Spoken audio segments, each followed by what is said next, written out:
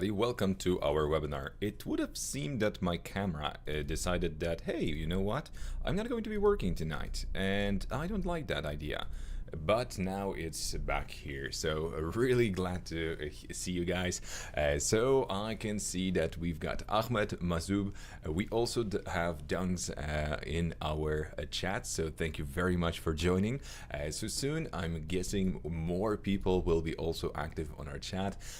Guys, let me know if you can hear me, if you can see me, because obviously you just seen me having problems with my camera. So I'd highly appreciate if you can tell me if you can hear me loud and clear, or do I need to do some settings digging. Now, tonight we're going to do another of a series of episodes on your renders live feedback with me. So what does it mean for you? Well, you send me your render and I talk about it. I'm going to try to switch to a different platform soon in terms of uploads, so it's going to be more streamlined and I'm going to be able to create better presentations based on your shots. But we do have some lovely images and I'm going to be talking about those. So those three images that you see here, those were created by my students, amazing people, Asha, Quentin, and Pamela. So thank you so much for giving me those images because those are were done during our training. Oh, by the way, guys, for those of you that just joined in, my name is Mike, and also for the first timers, my name is Mike and I'm a teacher for Viz Academy. Viz Academy is an online rendering school that will teach you how to create beautiful renders in less than 7 days. Right now we also have a short but very compact animation segment in our training, and the current group is doing amazing progress. Look at that. So this is just after one lesson with us. So I would say that this Eiffel Tower by one of my students is amazing. So again, I'm just going to say it, we have a lot of fun and we go through a lot of very exciting elements. So if you want to click on available dates and see for yourself to apply, now we're going to be able to also, well, send you all the details there. So type in your email and we're good to go. Now, let's get into what we were going to be talking about. So we chose a couple of images. Not all of them were accepted due to not only time schedule, but also due to, well, pretty late submissions. But to be honest, it's not that I'm discriminating against anyone because we're here to review, so there are no bad or good work.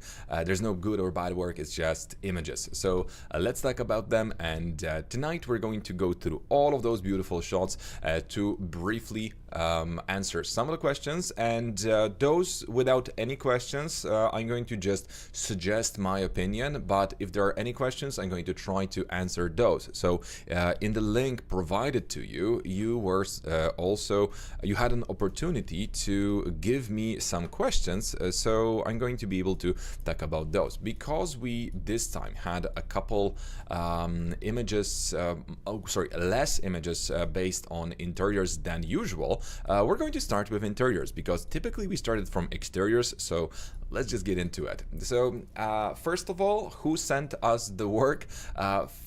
Everybody, I mean people from around the world, and also some people that are members of our channel. If you want to see some more content on our channel, I would also yeah, if you want to become a member to see some extra content that you might like, as for example some Rhino tutorials, some bigger, broader tutorials. By the way, look at this image created by moi and our stuff, but now we're also going to see the effect that some of our subscribers were able to create, and that is exactly Saulan me.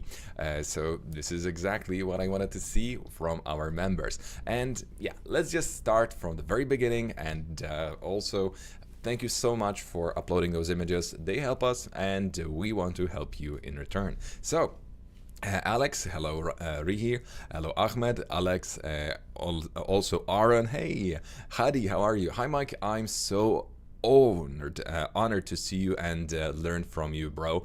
Thank you. That's a pleasure to have you. Hi, Mike. Waiting for your valuable knowledge, Ravi. I hope that you're not going to be disappointed. So, let's get into it. And just a quick mic check.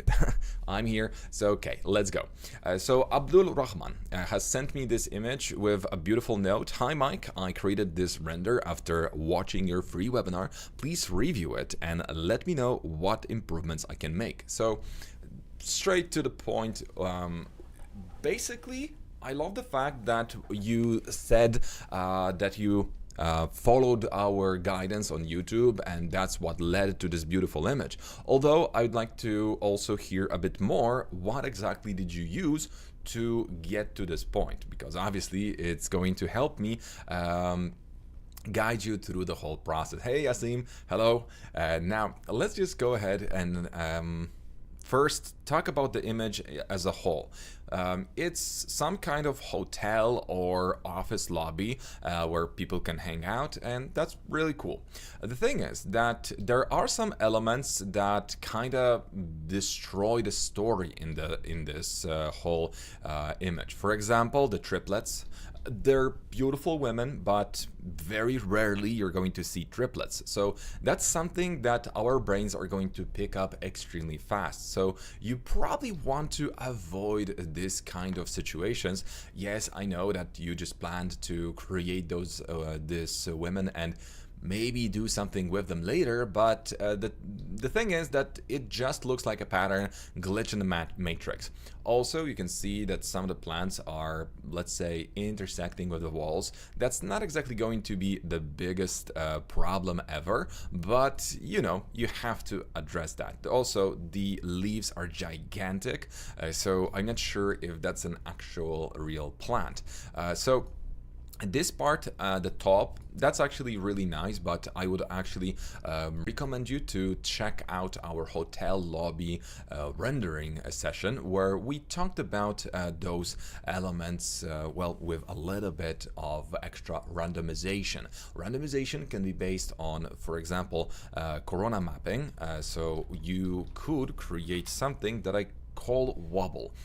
So this is something that I don't usually share here, but I kind of want to give you something extra tonight. So base bump, you go to Corona and then you add mapping randomization, and just like that we can add we can add another map that's going to be from general, and it's going to be noise. For some reason, icons in 3ds Max decided that they're going to take a break and not show in my 3ds Max, but let's not get into it.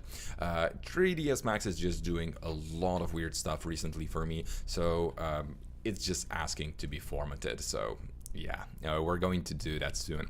Especially that I have purchased a new computer that I'm going to be trying to launch quite soon, but I'm just afraid to do it mid-group because the current group, I must say that our training is really doing great. But the fun part is that right now we've got such amazing group that basically when people sign up to our training, there's always going to be like 3 or 4 people that just won't work at all, which is normal. You know, people have lives and I have to accept that, right? But it's always a little bit sad for me to see. But regardless, what is happening now is that due to the fact that people work so much, the webinars, instead of taking 45 minutes to an hour, take hour and a half up to 2 hours. So I'm a little bit in a pickle because I've got what I've asked for, a very active and very ambitious group, but then again, there's so much work takes that. So I'm really, well, two-edged sword. Assalamu alaikum to you too. So, okay, now you have a typical scenario where you're going to have metallic surfaces, and once they're going to be reflecting, that kind of looks boring because we've got exactly the same reflection on each of them, right? And again, it's not the biggest problem ever, but if we set up some good numbers and, for example, go for just 360 render and mesh element, you're going to notice that each of those elements now has a more unique reflection. Yes, I know this is a little bit too wobbly, so we're going to have to adjust two elements. First is the size of the noise. 150 should do it, and look how much better, how much more natural this looks like. Yes, you still need to add chamfer, you still need to add the roughness, but this is going to be a great starting point for all of your surfaces that will require some additional love. And it's really that simple. You just need to add that extra map, and look at that. Now, all of those reflections look amazingly realistic, while without it, just like that, it's flat. It's just a CG object. So this is what I'm going to leave you with, because that is a must for those surfaces. It can also be applied to your tiles, which do represent high degree of repetition in texture, but at least the quality is fine. So going forward, the main and biggest problem of this shot is the ambience. Because of that, we've got so much light all over the place that we cannot really have any contrast. So we should definitely try to create some focus points where people will be exposed, or we're going to guide our viewers' eyes by just simply creating darker and brighter spots. So definitely, I would not add as much light for the ceiling because it's unnecessary here. Also, this is too bright. Well, just thinking about metal, it's just not realistic that way. Here, we need a cashier, and whatever is going on here is just empty. Add some kind of logos or something, so it's going to be more interesting. But overall, again, what can I say, Abdul? This is a really good image, and you should be proud. I think you're here with us, right? If you are, hands up, and also congratulations. So, hi, Mike. How can I put the materials on the curved surfaces without the stretch appearances of lines? How can I put the material on the curved surface without the appearance of line? So if it all depends on the surface, and it all depends on the texture, so there's no one way of doing it, but most of the time it's just about UV unwrapping and making sure that your map is going to be long enough, wide enough, or just a quality of good quality. So Abdul, thank you for sending your image, and let's move on to Solami. So in here we're going to have another unique image. Although it is extremely high quality, it has a couple of downsides here, and the first thing that you're going to notice, can I send some photos now? Well, if we have enough time at the end of our webinar, I'm going to try to visit your images that are now uploaded. That's why I want to make sure that I'm going to have a better system that will allow me to go through your images, because I noticed that a lot of people do send the images during the webinar, which is obvious because you want to get an instant feedback. So that's obvious. In your opinion, what is the most important factor in exterior lighting? Well, the light. That's it. So when it comes to lighting for exteriors, I would always, and I mean always, try to look up the area that I'm trying to create. Thanks to that, I'm going to know what kind of sky to expect, what kind of weather to add. You know, it's going to be mostly about the context, but then you're going to be looking at some references, and that's going to determine what you're creating. So there's no one factor, because in, for example, if you're going to be creating something for a Dutch company in terms of visuals, they're going to ask you for a little bit cloudy weather or something in London. Same here. But if you're going to be doing something for let's say Germany, or for somebody from Portugal, you're going to have totally different expectations, because they're going to need that sunny weather or a little bit of brick. They're going to want to see some luxurious cars. So it's all going to come down to who your client is, what the references they're giving you, and that's it. So now let's see. Solami, first of all, this image is very high quality. You cannot really pinpoint one element that's going to be wrong or bad, because everything, even zoomed in, is extremely good. So that I have nothing to say about. So this is a really good image. Kind of dark, so I would like to take this to Photoshop and give it a little bit different contrast to just see more in this shot itself. Also, since this is supposed to be our key light, I don't feel like this is the key light at all. So because of the amount of, again, ambience, we're looking at areas below our table, and we suddenly have those darker spots that just make no sense, as those are just purely black, and they're devouring all the elements. So let's just get into it and quickly try to see if I can find this image real quick. Perfect. Now, I do not like changing anything in somebody else's art, but it's just about highlighting some issues. You see, in the histogram, you can see that everything is on the darker side. So as soon as we move it away, you're going to see some detail. And suddenly, if we go a little bit further with our shadows, you're actually going to expose some detail that just wasn't there before. This was a black void.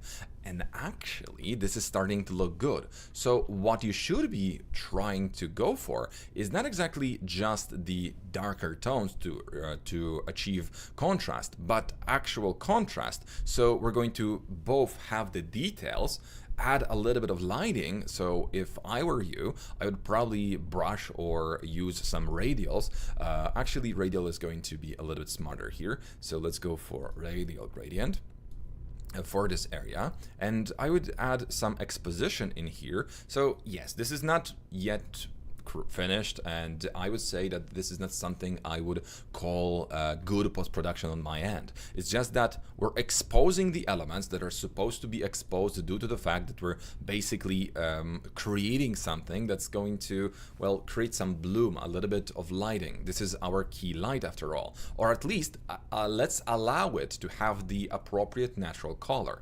And when it comes to the left side, again, it's all about just having the right amount of masks here and there, because what we could do is still hide some of the elements that do have the detail but don't need to be exposed, create stronger gradients, so still we're having that nice contrast, but most importantly we're looking at the light and we know that that's light and not some LED. So overall, quality wise, that's just perfect. You cannot really go much higher. Potentially you can work a little bit on the composition, because the composition wise, I think that we should put just a little bit more margin here for the element, or focus slightly more our shot slightly more to the left, because the vanishing lines are looking really nice and we can see that this is a nice dynamic shot. But I would like it to, personally, I'd like it to be more dynamic, because the composition is going to be stronger if we do give those elements some slight margin, so it's going to just make sense. And yeah, that's really good. Congratulations. That's a high quality image, just a little bit too dark, and other than that, I love it. So good portfolio piece. Oh, one reason why is considered, let's say, not exactly wrong, but not necessarily perfect, is that if you're ever going to be viewing this image on social media or any other means, and you're, let's say, watching it on a phone and it's a little bit later, your phone already has a lower lighting setting because, well, save your eyes, I guess. That's going to cost you a potential thousands of views, because that's just going to be a black dot for most of the people and they won't enjoy that. Check this out on your phone late at night and see for yourself. You need to add that contrast.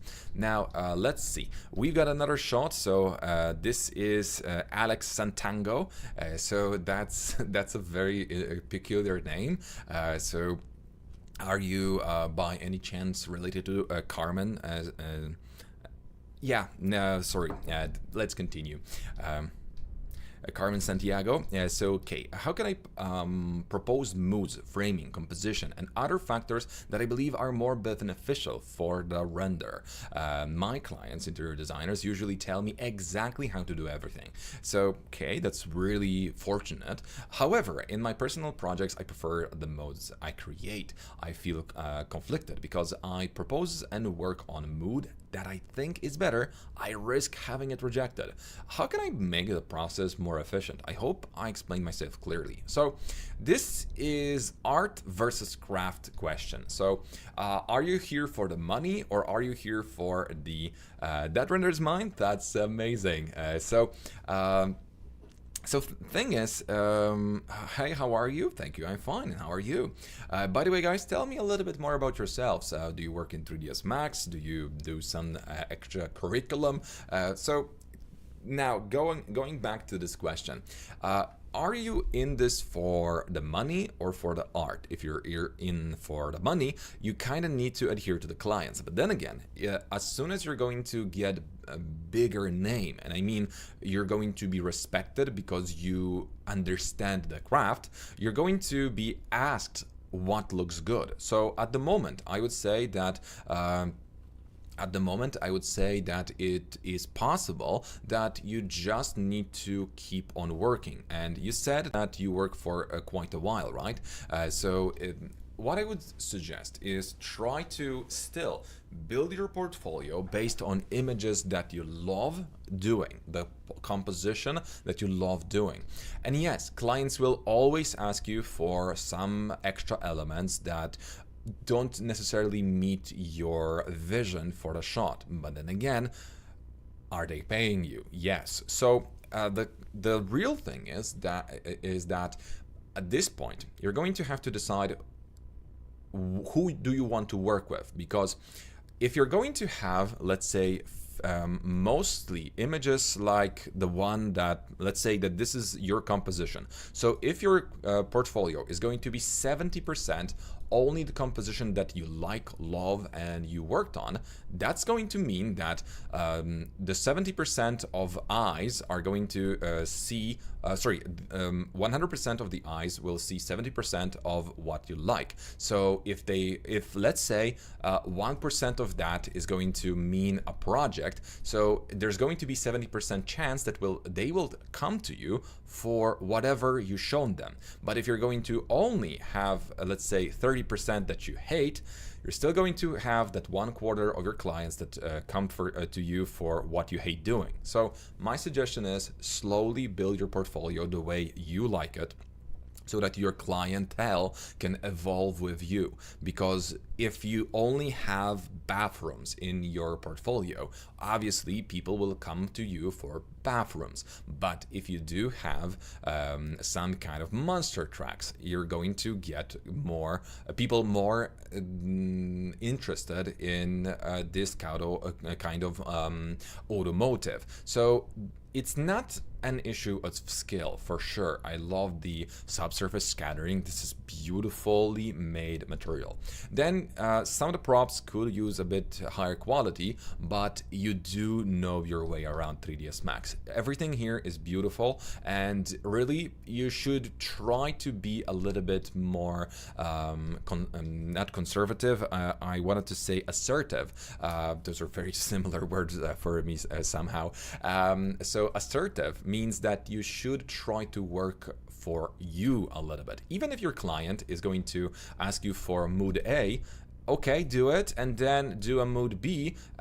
If they want the mood A, perfect, but add the mood B to your portfolio and you're good to go, because you didn't waste your time and you did do the shot you liked. So congratulations, this is a beautiful image. The problem is that you do have a lot of spots that kind of look as if you, let's say, lost all the information in between, and there's no good explanation for it. Why do we have those black spots that don't show much?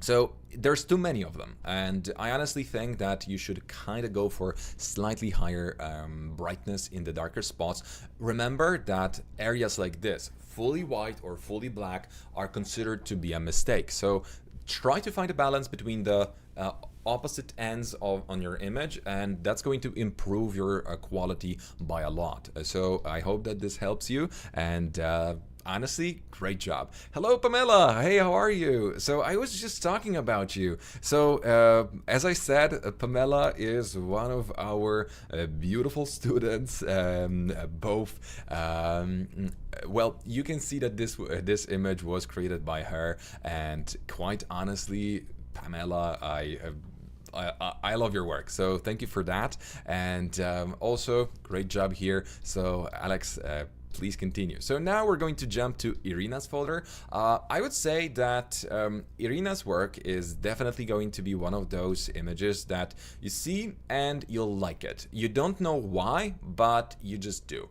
So the things that I would probably advise you to add as an extra is a little bit stronger bloom, also higher quality background, as there is a clear cutout between your shot and your background. So potentially by adding a tree here that's going to be a 3D model, it's going to make it a little bit better, because obviously at that point your shot is going to have a little bit harder, easier transition, and it's going to be harder to notice those pixels. I appreciate your advice. Thank you so much. Now, hey Pamela, so how are you?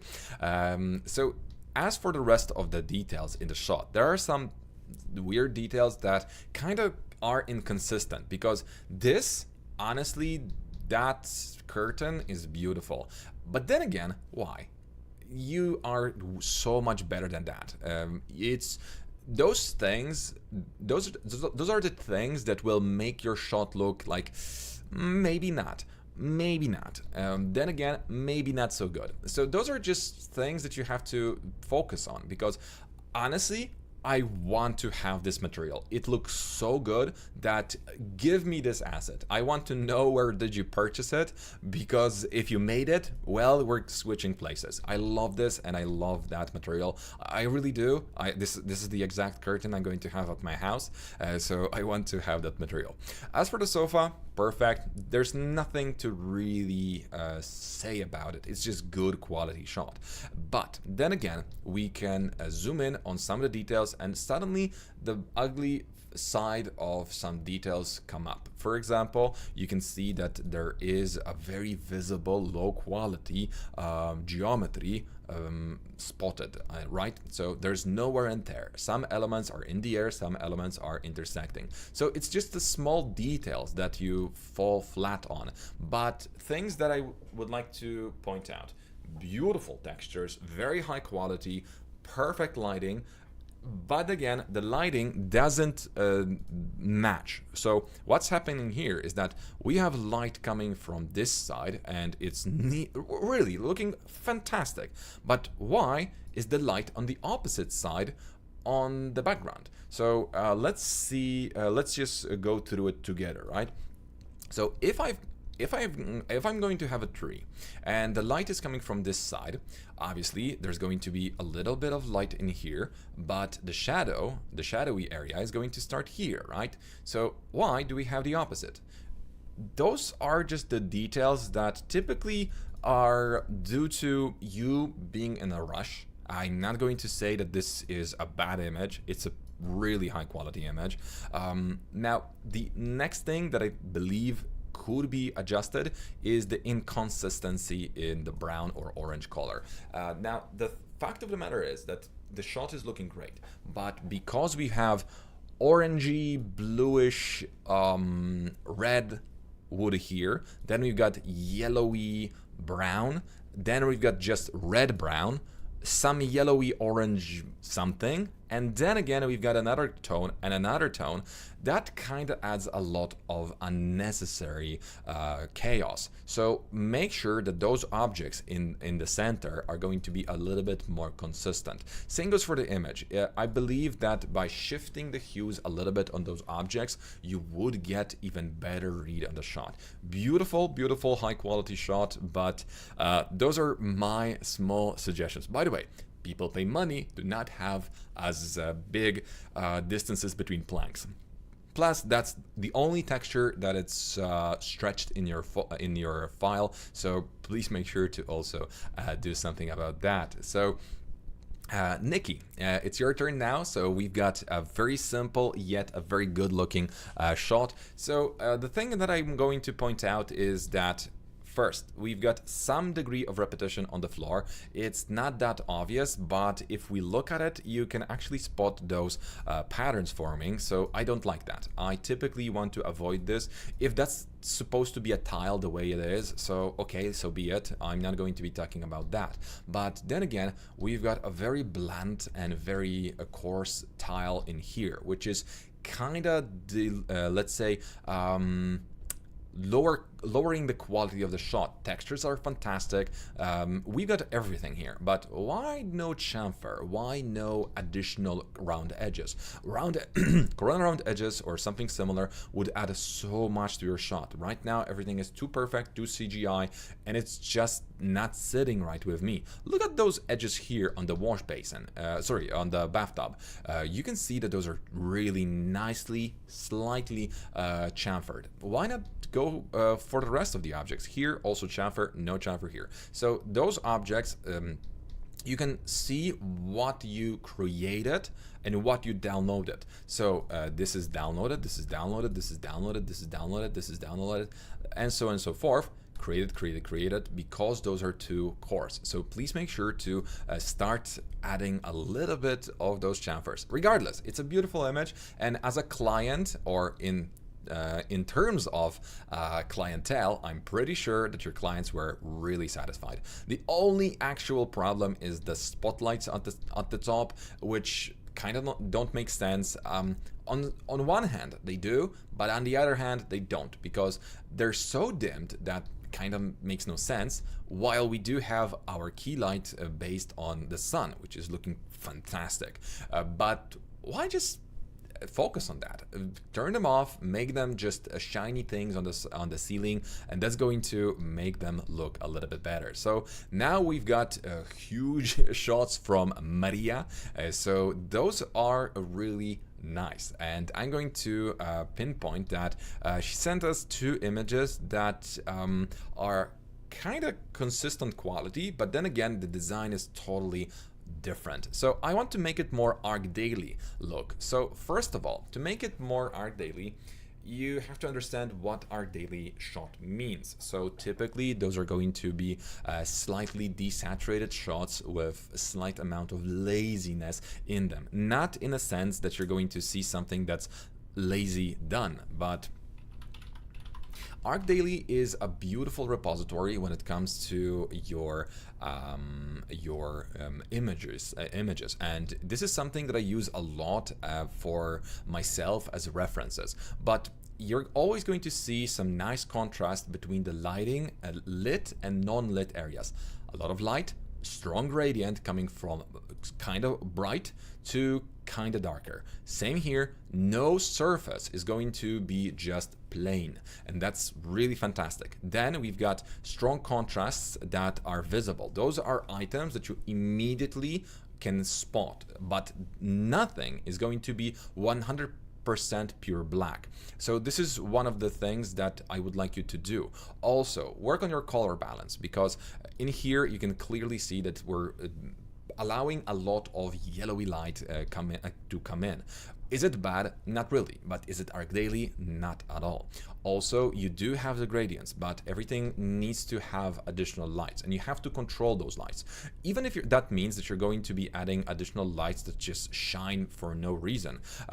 Yes, this is going to be something that a lot of your it's going to make a lot of your heads spin, because how dare you suggest that I add unnatural light into my shot? And you probably would be right, if not the fact that I've got receipts. So the most beautiful shots typically, and the cinematic shots, will be done using some additional equipment. So if you think that you're working on something that looks good, yes, it may look good, but even in cinematics, in photography, in all of those situations, you're going to see extra panels outside or some fake areas to just give your scene the exact mood that you need. You have the advantage of 3D. Use all of that. Watch how those sets are built. Linen curtains from 3DD. Send those to me, Irina. I mean, just the link so I can purchase it. But that is actually amazing. So if you could give me the full name of it, I'm going to use that, because honestly, that was really good. So 3D sky. Okay, let's see. Yeah, I'm going to need to look for the exact one. So if you could send me some numbers of that object, I would highly appreciate it, because there's a lot, and yeah. Let's continue. So that's going to be the secret to Arc Daily: color correction, white balance, and more decisive lighting. A little bit more ambience is also going to be welcome, because that's their style mostly. They have beautiful, amazing photographers, and you can learn a lot from it. So you should also look at those shots for your exterior inspiration, because if you would be doing an exterior shot, would you think about adding a reflection like this? Not at all, and it makes the shot so much more beautiful. Then again, we've got some light reflectors around here, right? So this is not purely natural, but then again, you get the point. It's just about making sure that you have the right contrast, right balance. And let's look at the brown colors in any of the luxurious shots. You can see that those are slightly desaturated, toned, and everything is more or less is in the one tone. So this is also going to help Irina, because you can see that we've got mostly the same colors that are paired. And in your case, Irina, we were lacking those pairs. While looking at this shot, everything is a little bit mismatched due to the fact that we don't have any space for the elements, and that they're just crowded. So let's look at that.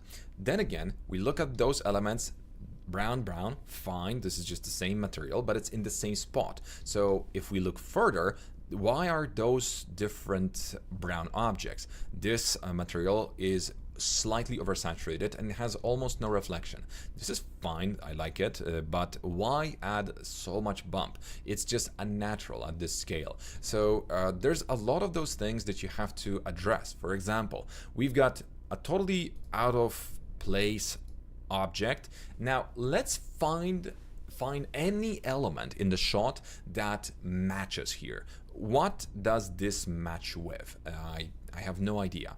For example, this bust kind of works with that. This huge element kind of will work with this sofa, but I don't think that they're matched. They're just kind of shifted, and we would have to balance the greens, we would have to balance the blacks, we would have to balance all the elements to fully appreciate the whole design. For example, you get strong statement, a very blue object, right?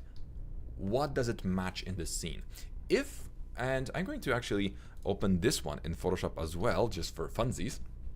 And we're going to see what we can talk about here, because I want to give you a review, not just a quick, yeah, good work. So if we're going to open this in Photoshop and sample that blue, just a little bit of it, and for example, add an object that's going to be a pillow or something that will force our shot to more or less match. So quick tool selection, kind of okay. Now let's just go ahead and try to add the same bluish color. So I can just try adding it this way. And now let's change this blending mode to actual color. So at this point, I know that that is not a perfect match, but it kind of makes the object belong. It now is pretty much going to be explained why this blue is here, what does it match. So we can further that same idea by simply adding a couple of more blue objects, and suddenly everything matches a little bit better. Still, the image for me is oversaturated by a lot, but because you can see that in some cases, some spots will exceed 70% of saturation. Actually, they don't. So, the saturation is actually not that bad, but there are spots that I see have almost 90 when it comes to saturation, but they're not that bad. Okay, so I take that back.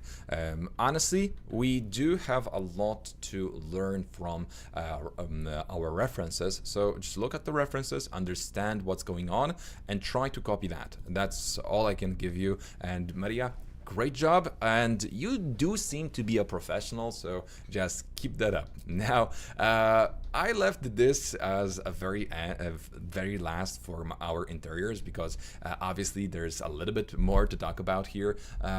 So I'm going to do a bit of a shameless plug because this is one of the scenes that you are able to also download and adjust to your liking following our tutorials. So as you can see, this work by Solami was actually created based on the scene that we give out to our members, and all I can say is just great job because it's exactly the way we wanted it, and good job. That's high quality. That's all I can say.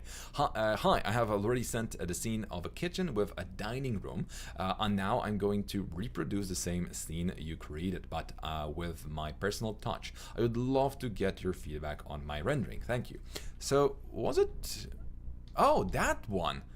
That's you? Oh my god. By the way, guys, once you upload something, I would really appreciate if you actually also add your surname, because yeah, I should be more clear on name, surname, because I kind of want to give you the credit, right? So let's just hear who you are. Ahmed. That's perfect. Ahmed who? That'll be really nice to hear a full name. So let's compare those two shots because this is in between almost arc daily both shots. So both are very crowded, and you can see that you cannot make up any element individually because this shot is very big. So to make it easier to read, we would have to zoom in and actually focus on something. Once we focus on something, this shot becomes really good. And so the thing is that you do have a lot of potential here, but you also need to now focus on better shots. Once we actually zoom in, the background pokes its ugly head. So let's work on that, okay? Also, there's a lot of ambience, but why so much space here? Are you uploading it with some text for Instagram? If so, that serves the purpose. If you don't, that kind of defeats the purpose. There's a huge lack of reflections in your whole shot, so it renders fast. I get that. It's a nice portfolio piece, but it kind of defeats the purpose of realism. So I would also recommend you to look at more references to get a better idea of what reflections we're looking after, because every object ever is going to have some reflection on it, and you may not even realize that the color that you're looking at is actually reflection, because here you can see the color, but here it is brighter because of the reflection and the angle. So you must take that into account whenever you're going to be taking on your shots. Okay, so again, really amazing work. I would only recommend you to actually add some detail here because it must have the reflection. If it doesn't, for me, it's a bit icky. Also, the glass here is fine, but let's add some more detail at the window, I mean behind the window, so we're going to be looking at something that makes sense. Great job, I like it, but please render this for a little bit longer because I can see that 1 pixel. Can you see that, guys? So yes, but it kind of doesn't, this doesn't belong here. It should be picked up. I'm Colombian, by the way. Good afternoon from Switzerland, and I'm Colombian, by the way. So Jeffrey, well, all I can say is welcome to this academy. So Sebastian Andrzejewski, hello, great tips as always. Where to get better background images? Sorry if you already answered the question. So That's a very cool question, and thank you for that. I typically do a bit of a trickery. So once I have an image that I like, I'm going to use Gigapixel and upscale it because that's still my background. So I'm not going to be spending half an hour to just look for a better image. I'm going to just make it myself. I might just reimagine it or remix it using some kind of additional tools because those are now available. But if you don't have those tools, just look for something else for a little bit longer, and always make sure that you try to add as much objects in 3D up to the horizon line, just 5 to 10% above the horizon line. If you're going to have some kind of 3D models, you can add a Godzilla foot after that in that area, and it's going to look really good because at that point, who cares? It's just the perspective is going to be easier to match, and the transition is going to be just easier to take care of, and that's all I'm going to say. I said photo now, check my work please, Alibek, and that's probably not going to happen because we do have a couple of images to go through, but if we do have time and energy, that's me, I'm going to try to look at those images that were recently uploaded, so it is possible that we will. Thank you very much. I really enjoy watching your videos and tips. Awesome job. Hans been working with 3D modeling for more than 9 years, and I still am learning from you guys. Thank you. Jeffrey, you're not alone. I mean, I do work with 3ds Max for quite some time, and I do still learn new stuff. Just recently, I fell in love with more procedural workflow where you create one object that changes everything you're seeing. It's just my laziness got to another level. So, Mohammed, let's see what we've got in here. How can I send you my renders? I'm here now. Bagra. So in that case, you can follow the link in the description of our video. But as I said, I am not sure if I'm going to be able to load those images because we kind of need to go through those that were delivered on time. Please make sure to be on a lookout on our social media. By the way, guys, like this video, please make sure to subscribe to our channel and ring the bell for notifications so you don't miss another chance to upload something for the next review. And because those reviews are kind of popular with our audience, I'm going to try to do those once 2 weeks, something like that, to make sure that we've got those going. But if we're going to be doing them more often, I might need to shorten those because we just went through a couple of interiors, and maybe we're going to add a theme to them. So that would be also cool if we're going to be talking about, for example, automotive. That's going to be really cool to go over that. Bagra, if you can, upload it and we might just transfer you to the next episode, but I'm going to try to at least give you guys that uploaded right now a small shout out because I appreciate you doing that. So okay, Mohammed, first of all, your question. Hello Mike, what should I do to make this render better? Thanks. So honestly, it's going to come down to the nitty-gritty. You can see that there are elements that instantly stand out. Those assets do look like those are from Chaos, and I'm not saying those are wrong, those are perfect, but you kind of need to work more on the lighting and the, let's say, differences between. I highly appreciate the fact that you've added this nice gradient here.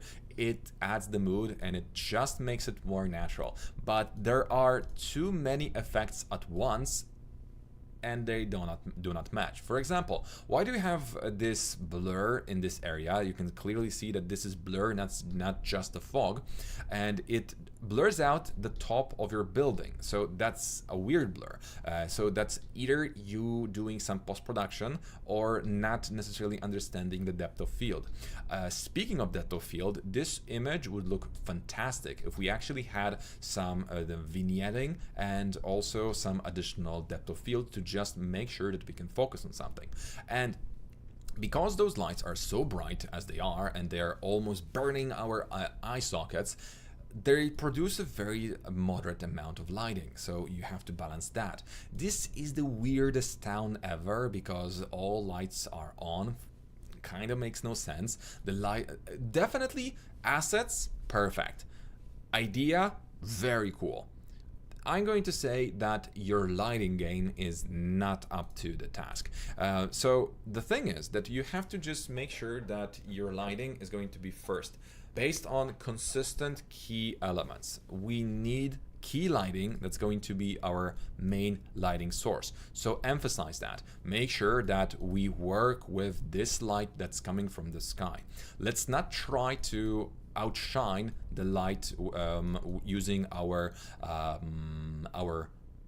street lights, because at that point you're going to just lose the balance, and at this point we lost the balance. Because that balance is not here, we kind of don't read this image as an art piece. Well, it is, but it's just going to require some balancing. So plus we've got a huge amount of black area, so I'm guessing this is just for the Instagram purposes. You're actually focusing this correctly, but let's just make sure that we focus on this shot slightly differently. Let's go for a linear gradient, add it from here to here, and we're going to just expose that area a little bit more. Look how much emphasis we now have on the building, because we're still not overburning anything, but we can clearly see that that gradient is adding more ambience, and it's more menacing because it's so bright, and it just devours our shot. So first is the contrast, then I would balance this with another gradient, which would be either linear or radial. But in this case, I would make sure that this area that I want to be nice and orange, I would just add some extra temperature here, maybe colder temperature if I want to emphasize the orange actually. But in reality, the most important is to make sure that we've got a little bit more clarity, so we know what we're looking at. And if you can guide your viewer that way, that's going to tell a story. So you want to make sure that you think about it this way. If my viewer looks at it, and whether it's a phone or not, where is the viewer going to look first? This is the area. This is the boring area. There's nothing here, right? So if that's the case, we're going to need to quickly have something that's going to be extremely important or cool in this area. So that's a building. A very boring area. Make a neon sign, add something that's going to keep your viewer eyes entertained. And then we're going to bounce back here. So due to the fact that this is the brightest spot that's going to focus the most attention, we're then going to escape to the right. So if that's the case, you're never ever going to have the exact view angle that you planned for, because what you planned for is the opposite. So the shot, in my case, or well, you can correct me if I'm wrong, guys, but I believe that this shot would look just a little bit better if we did this, because now if we're going to look here, this is actually a little bit interesting. If we bounce our eyes here, nothing is that important, but we bounce back to this area. So we're going to be looking at it, and it's just going to be a different experience. So is it bad? Not at all. Is it high quality? Yes. Does it give us opportunity to give you some advice? I think so. So mostly the contrast, gradients, and guide your viewer. If you are after telling a story, tell a story. Make sure that you start and finish that story, because zooming in, you can actually see some issues that are very hard to notice, but you have to actually zoom in to and want to find them to notice that. So really great job. I enjoyed that image. It was a unique one. Not a portfolio piece because it's not so shiny. I mean, it is a portfolio piece, but it's not so shiny. It's not product. This is the opposite of what you did. Katarzyna's work is really amazing again, but there are some downsides that I'm going to pinpoint. So first thing first is that some surfaces are just too perfect. We've got too many rough surfaces that are just cut as if we were using a ruler. It's good to have it, but then again, we're going to be able to notice more problems with the organic elements. The biggest problem you can have with exteriors is allowing you to see the above the horizon. So you can see here that we've got the horizon line and we see the void. That's a big no-no, because that means that we're either on a hill in some kind of cloudy day, but it just makes no sense because the context, it just disappears. Okay, a sklep, kawiarnia, piekarnia. Okay, so this is definitely going to be a project that was done commercially, because you can see that this woman is just packing the bags. She went to the bakery and she just comes up with 2 bags. That's a good bakery. So it makes sense. But why is she looking straight into our camera? That's something very uneasy. So this is a tip for you. Whenever you're adding people to your scenes, try to avoid making them look into your eyes or your viewer's eyes, because we humans are just that simple. If we see somebody looking at us, we're going to try to get to the bottom of it. What are you looking at? Is there something on me? Yes, it's an image. I know, I get it, but if we're going to be exploring the shot the way we are, we're going to have a lot of focus on this lady, especially that she's wearing red. So maybe make her more neutral.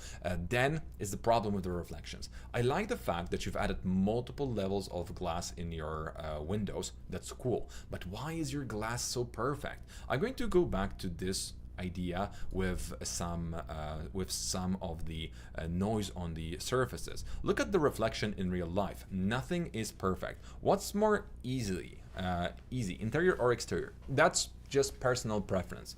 For me, I like interiors more, but they're more difficult in terms of modeling. There's more to model typically.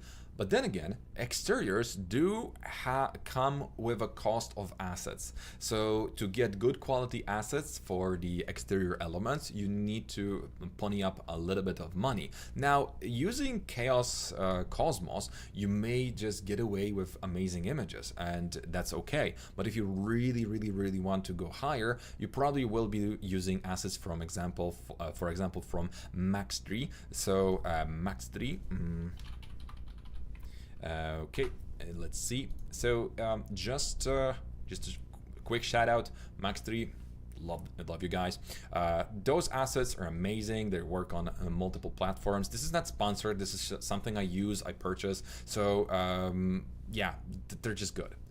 Those assets are also added. Some of their assets are also added in Chaos Cosmos, so that's why you can get away, because most of the good assets are coming from them. So just a small shout out, because they're on the market for a while, the same as Evermotion, and both of those companies are amazing, so you might want to look into that. Now, going back to your actual shot, a bit of distortion on the windows would really go a mile. Now, if we look at more images from the outside, you can see that typically we don't see as much reflection on our windows, but let's say that this was something that your client asked you to do. That's fine. If you add more lighting inside, then we're going to see some interior, right? So we probably didn't want that, as it's easier to do it this way. Plus, we have no detail at all in any of the windows. I mean, that's good, but that's very basic. So it's a fast rendering for a prototype or for an investor. And hey, we're going to make a bakery. It's going to be big. You can purchase buns there, and people will come. Okay, perfect, let's go. Next thing that I would really recommend you to test out is just do something with extra with your cobblestone, because those bricks here, they're just too uniform. They're just too perfect. They kind of look as if you were using just regular Corona tile. That's fine, but now add just a little bit of randomization to it, just a little bit of ambience. Throw something on this in here, just something. It's just so clean that it's boring, and you're definitely not boring. You're definitely supposed to have something more interesting in here. As for the shot, this is super saturated green. This is not so saturated green. They don't match. Okay, you could balance them both ways.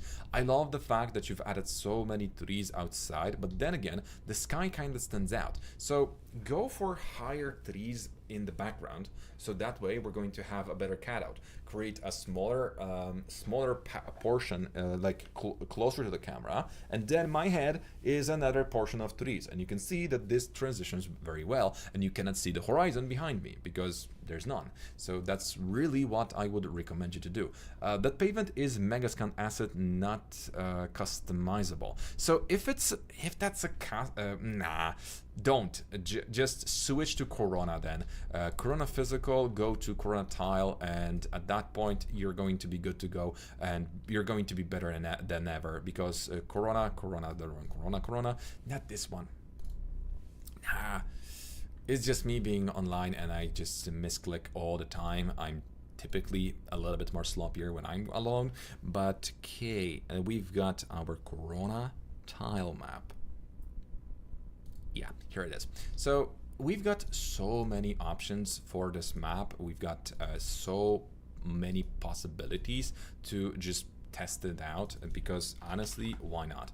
It would be just a bad idea to not test out this to not go for this opportunity to use it with Corona multi-map and randomization, because if you do that, you're going to just, where are my icons? Corona multi-map. Okay, now we've got this, and we're going to be able to see multiple colors, but per tile ID, so that's going to make more sense, because at that point still it's not going to make it more visible in the material editor, but you're going to have per ID basis in the tiles. You're going to get so much better quality if you just set up the right tiles. You're done. You're going to have the same texture for any concrete like structure. You just then go for the default and add the additional output. The additional output is going to be set to 1. You just add some white color for the tile color and the gap color a little bit darker. Just make sure that there's going to be some nice craziness going on, and you're good to go. You're better than good to go. You can use displacement here or not, but it's so simple. I do not use this kind of textures if it's that simple texture, as simple texture as this. I just don't use those ancient methods any longer with assets that repeat like that. So overall, good job. I would definitely like to see more horizon, some vignetting, and the lighting is fine and consistent. There's too perfect surfaces. Also, I would try to focus more on the building itself, because if you look at this shot alone, the first shot, you're going to notice one problem. We've got margin here, and then the margin is from this lamppost. We should be probably going for, let's say, exposition of the building. We should try making it at our center point, and we should be putting it on a pedestal. Also, I am not a big fan of just flat surface around here. There's so many trees around. Just use one that's going to cast some shadow, or at least something that's going to add a little bit of detail. Regardless, it's a very nice shot, Katarzyna.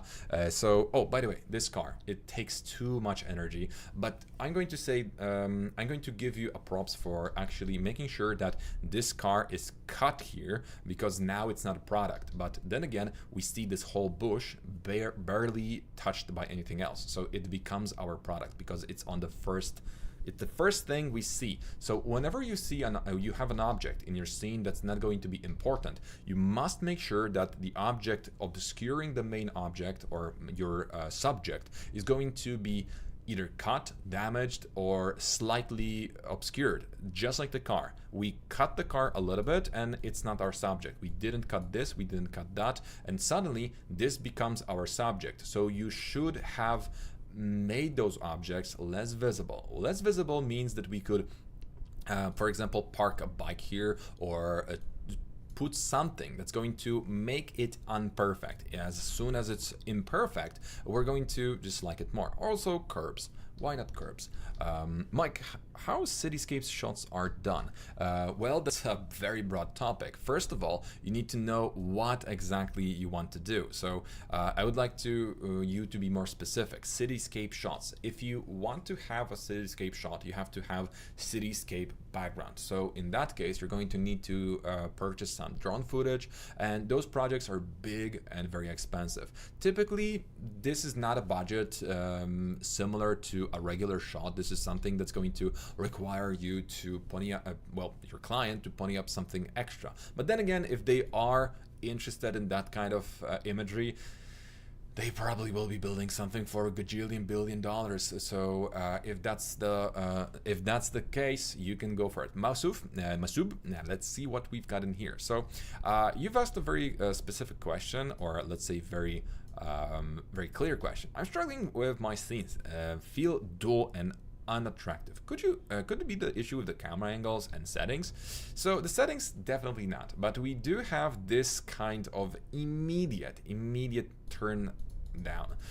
This is something that I was talking about. If we're looking at this, we're very sad because we can see the hell, and if we see hell below our shot, it's just not good enough. Also, the reflection in your building shows us the same problem, so I would say we can make it better that way. Now, what I would like you to do is, yes, work with more decisive and stronger angles, because this is so shallow that it almost looks like a product shot. So if that's the cube we're looking at, it's just not attractive. But if we're going to go back to Katarzyna's folder, you're going to notice something that's very important.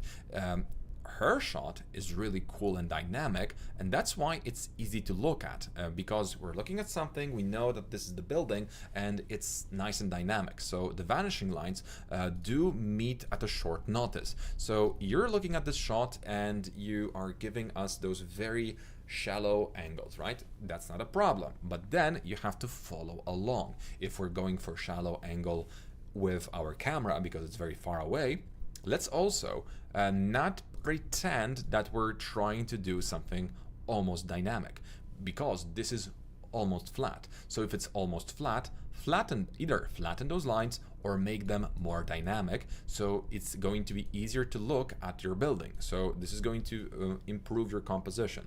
Look at some of the images of similar buildings and see for yourself how those buildings are typically photographed. Very high angle. When the angle is small, we go a little bit more towards the front.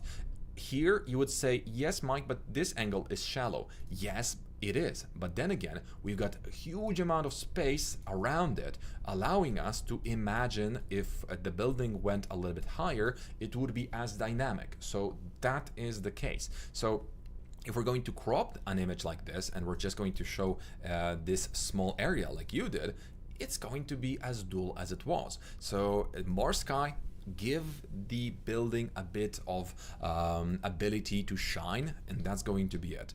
So Andreas, by the way, we can also talk about the assets. So you need to learn how to properly scatter the grass, you need to learn how to properly do the water, how to properly do the glass, how to properly manage your horizon. Variety, that's not important in here, but what's important is that grass is growing below the bushes. Again, I'm not a expert, but you typically would be expecting a bare ground or just brown let's say brown surface that's going to be filled with all of those twigs, leaves, and whatever, or some rocks, something that's going to make this more designed. And since this is exactly the same type of bush, I'm going to assume that somebody planted it there. So make sure to look at some of the references of gardens, because if we're looking at the gardens, if we're creating a garden, let's follow up with a garden, because again, it's going to mean that we need to be more consistent. Grass is supposed to be more randomized, and when we see plants that are planted, we're going to see soil or some, let's say, or something like that, type of gravel or whatever that is. I don't necessarily remember the name of it, but this is going to be important, because if you don't add it in, it's just going to feel like you didn't design anything at all. So here you can see again, nice clear design, and whenever elements are planted, there's soil, not grass. Yeah, good luck with that.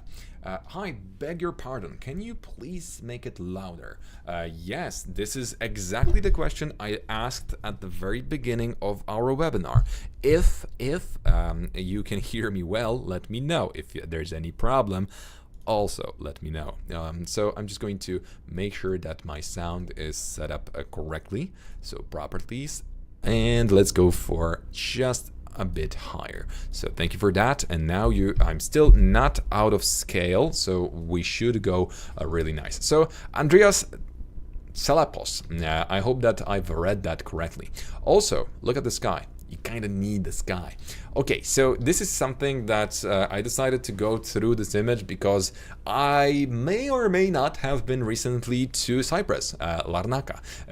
Also Ayia Napa. So seeing this was like, hey, what a coincidence. Hello and thanks for the knowledge. I'm Andreas from Cyprus, and I'm trying to open my visualization studio. By the way, what's really cool is that in all the hotels in Cyprus, the, let's say, common fun thing that hotels will offer you, normally it's order a pizza, go ride a banana, or some kind of other adventures. In Cyprus, invest in properties. So this is a really good spot because also visualizations in Cyprus, very low quality, especially those that I've seen on banners. So that's a good moment to attack that area. So go for it. Your tutorials helped me a lot. I would really deeply appreciate my any feedback on my latest rendering and what should I correct to pay attention on my future projects. You are an inspiration. Thanks again.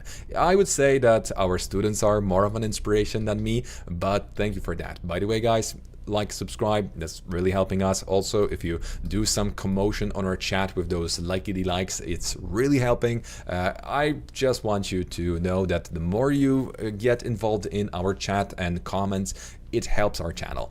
Also, if you really want to help us, you can also become a member, but that's an invitation, not some kind of requirement. So let's talk about this beautiful image because it has so much potential. First of all, that is super cool.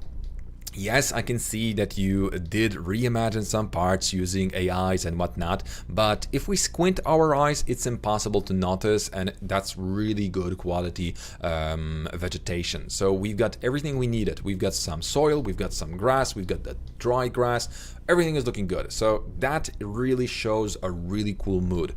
Plus, we've got really nice assets here. Those are actually assets that I would say they kind of lost their charm due to the fact that, well, the AI did its thing. It's almost like an olive tree, but at the same time, it's almost a lemon tree. So that kind of is not so good. So that thing I would probably revert to some extent. Then we've got this beautiful lady. So nothing wrong with her. I would say that I love the baby trapped in her knees. She has just one too many knee at a time, so maybe work on that. So one thing that I really love is the chamfers. This shows that you paid attention to detail. You've added so many small fun details to your shot, so that's a high quality content. We've got everything, and it's neatly desaturated, but then there's one thing missing, and that's the feeling of depth. So what I would do if I were you to improve this shot is, first of all, add just a teeny bit brighter clouds, just a teeny bit brighter, because they're almost as gray as your building is, and the building is literally gray, while the clouds are during a sunny day, so that's a bit of a misproportion.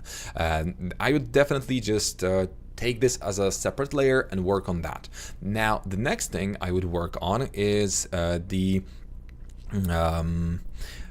depth. So the depth, we've got really nice vignetting. That is fantastic. I love it. But then let's just add just a bit of depth of field, either by Z depth or using any other means.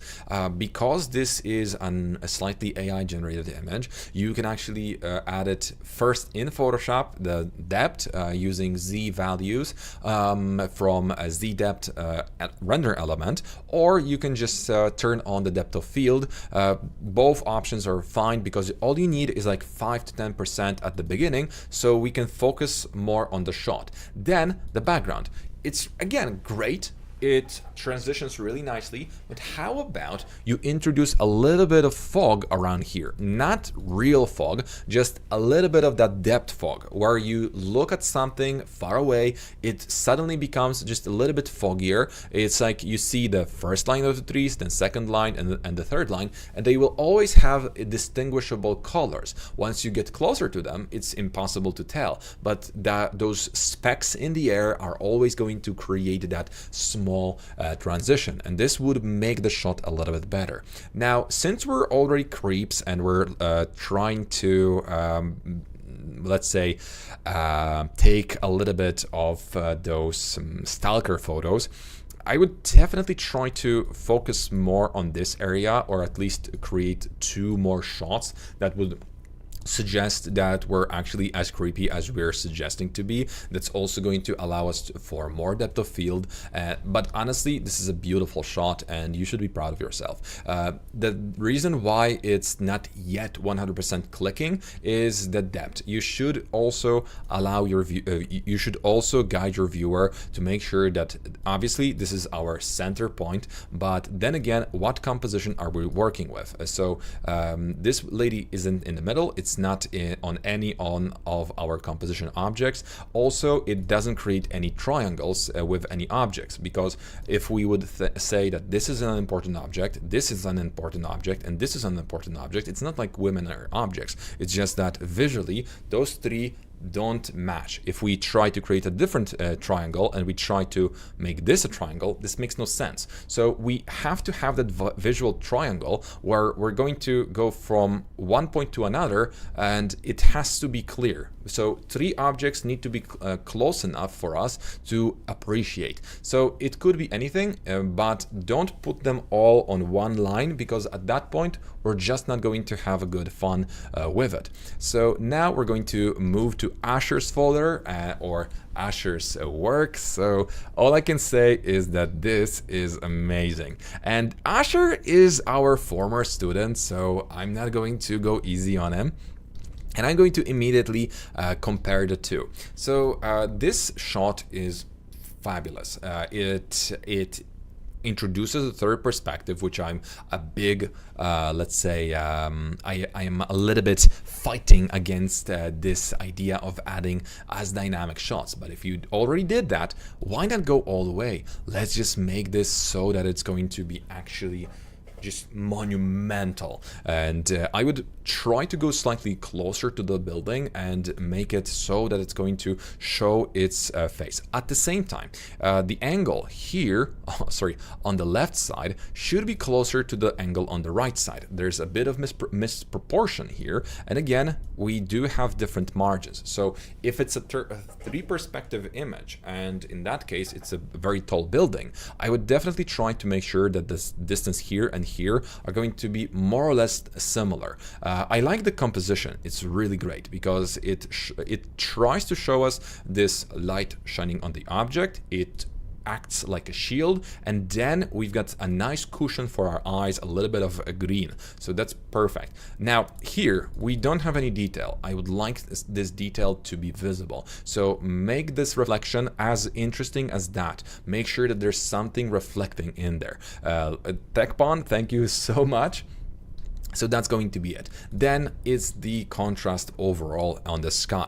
So again, it's not bad, but the shot will be a little bit better if we just be more decisive with what we want to deliver. So camera raw filter, lovely colors, and honestly, adding those objects to the balconies with scatters, great idea. So contrast. Just go for the contrast. first thing, and we're done.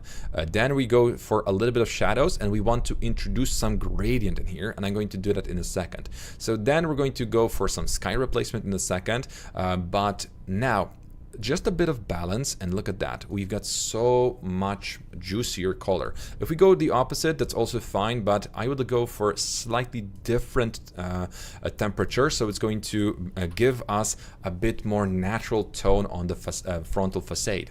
Now again, I'm going to go for the brushes.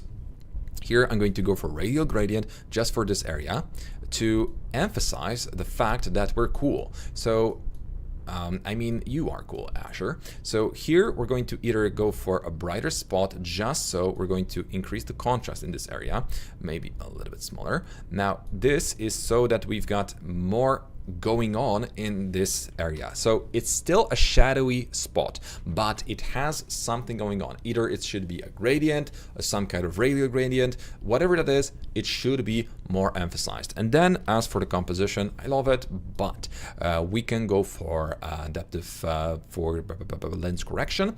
And in this case, it's just about making sure that if we are not going for this kind of stretching, which also would be very impressive, because look at that, this is not bad at all. It actually adds this more architectural idea into the shot. So you should either go for a straightened up shot that's going to give us a bit of area on the top. So we should have more, a little bit more space to explore, so we can again imagine that we can look higher, right?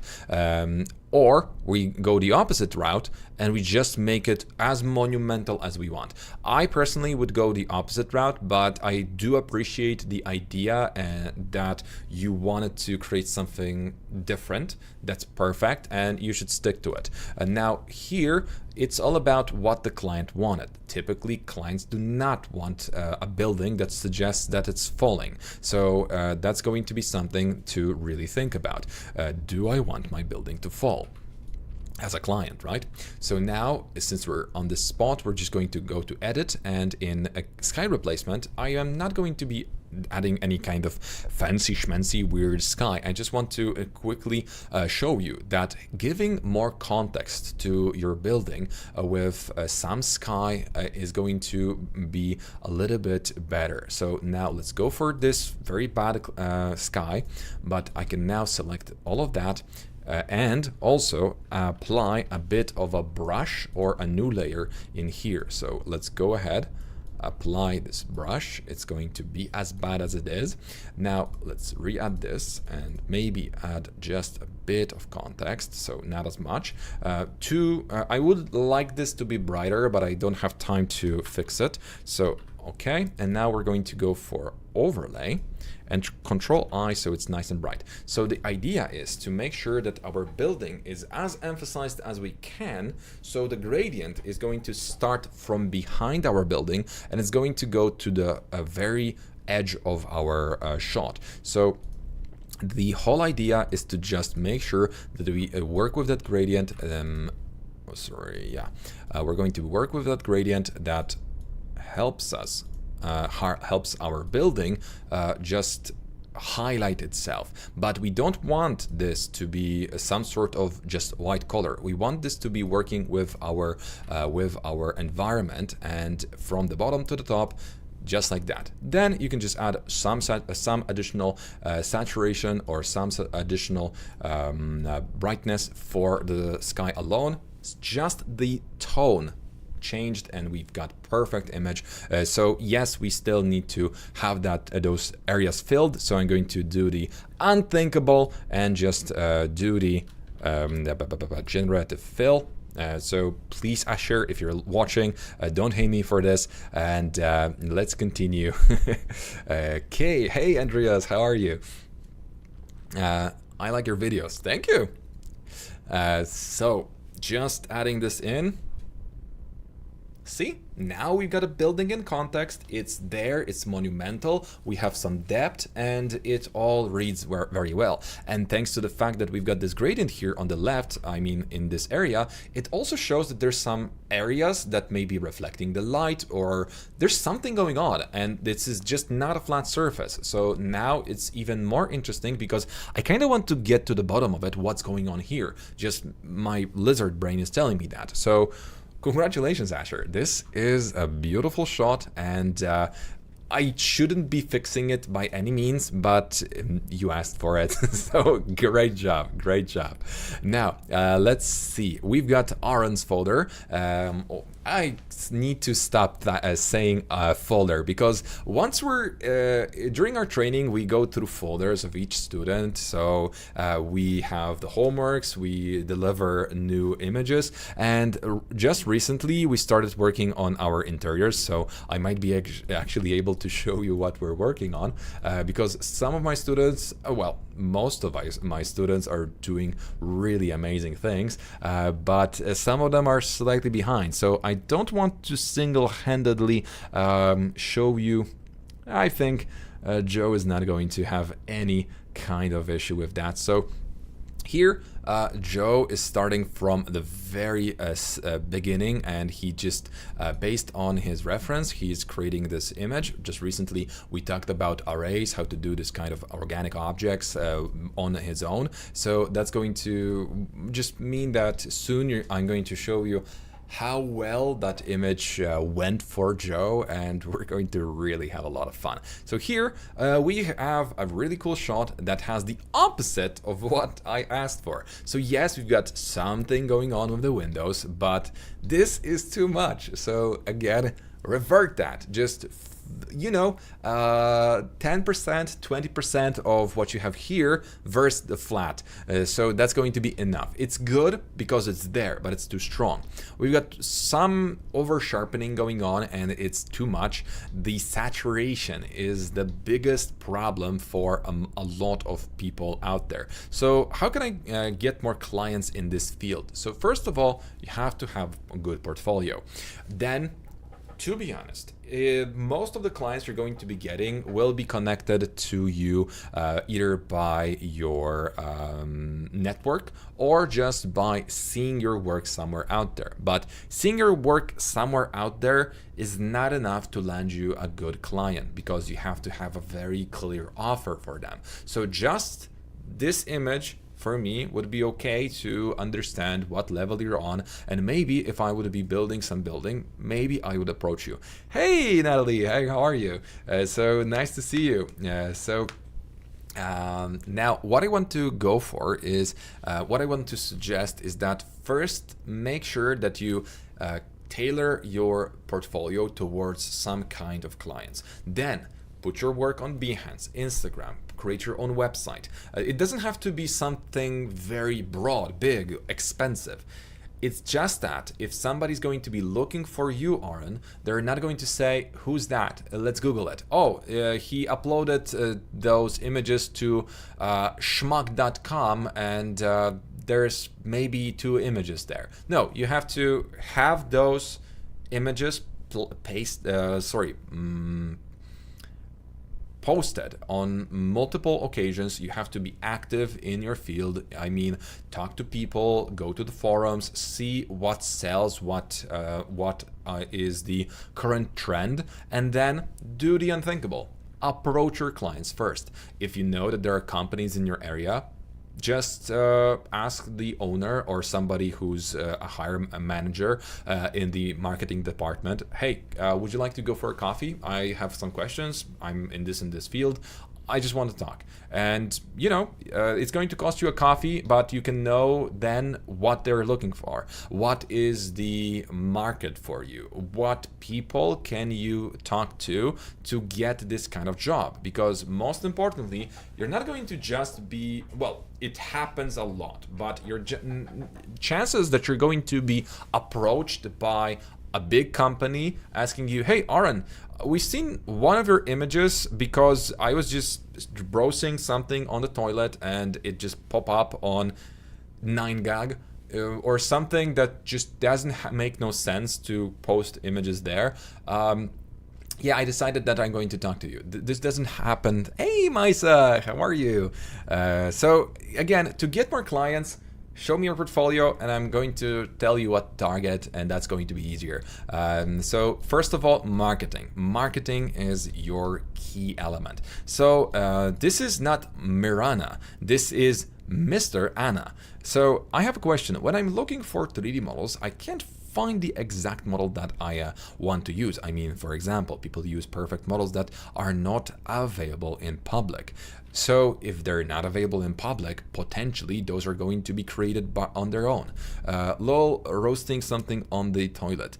I mean, not trying to insult the image, right? But I want to make sure that you have the idea that if you want to meet people that are high-end, you're not going to meet them in non-high-end spaces. So if you want to work with people that are high-end, first you need to make sure that they understand that you're on their level. So if you want to be on their level in some extent, you must appear like a business. So you must be professional. You have to have a professional portfolio, offer, your email, because I was hiring people some time ago, a lot of people actually, and most of the people that had schmuck.com email, I kind of looked at them and I was like, oh, I'm not sure if I can trust this guy or this woman, because if it's just your name at gmail.com, that's fine. But if your name is,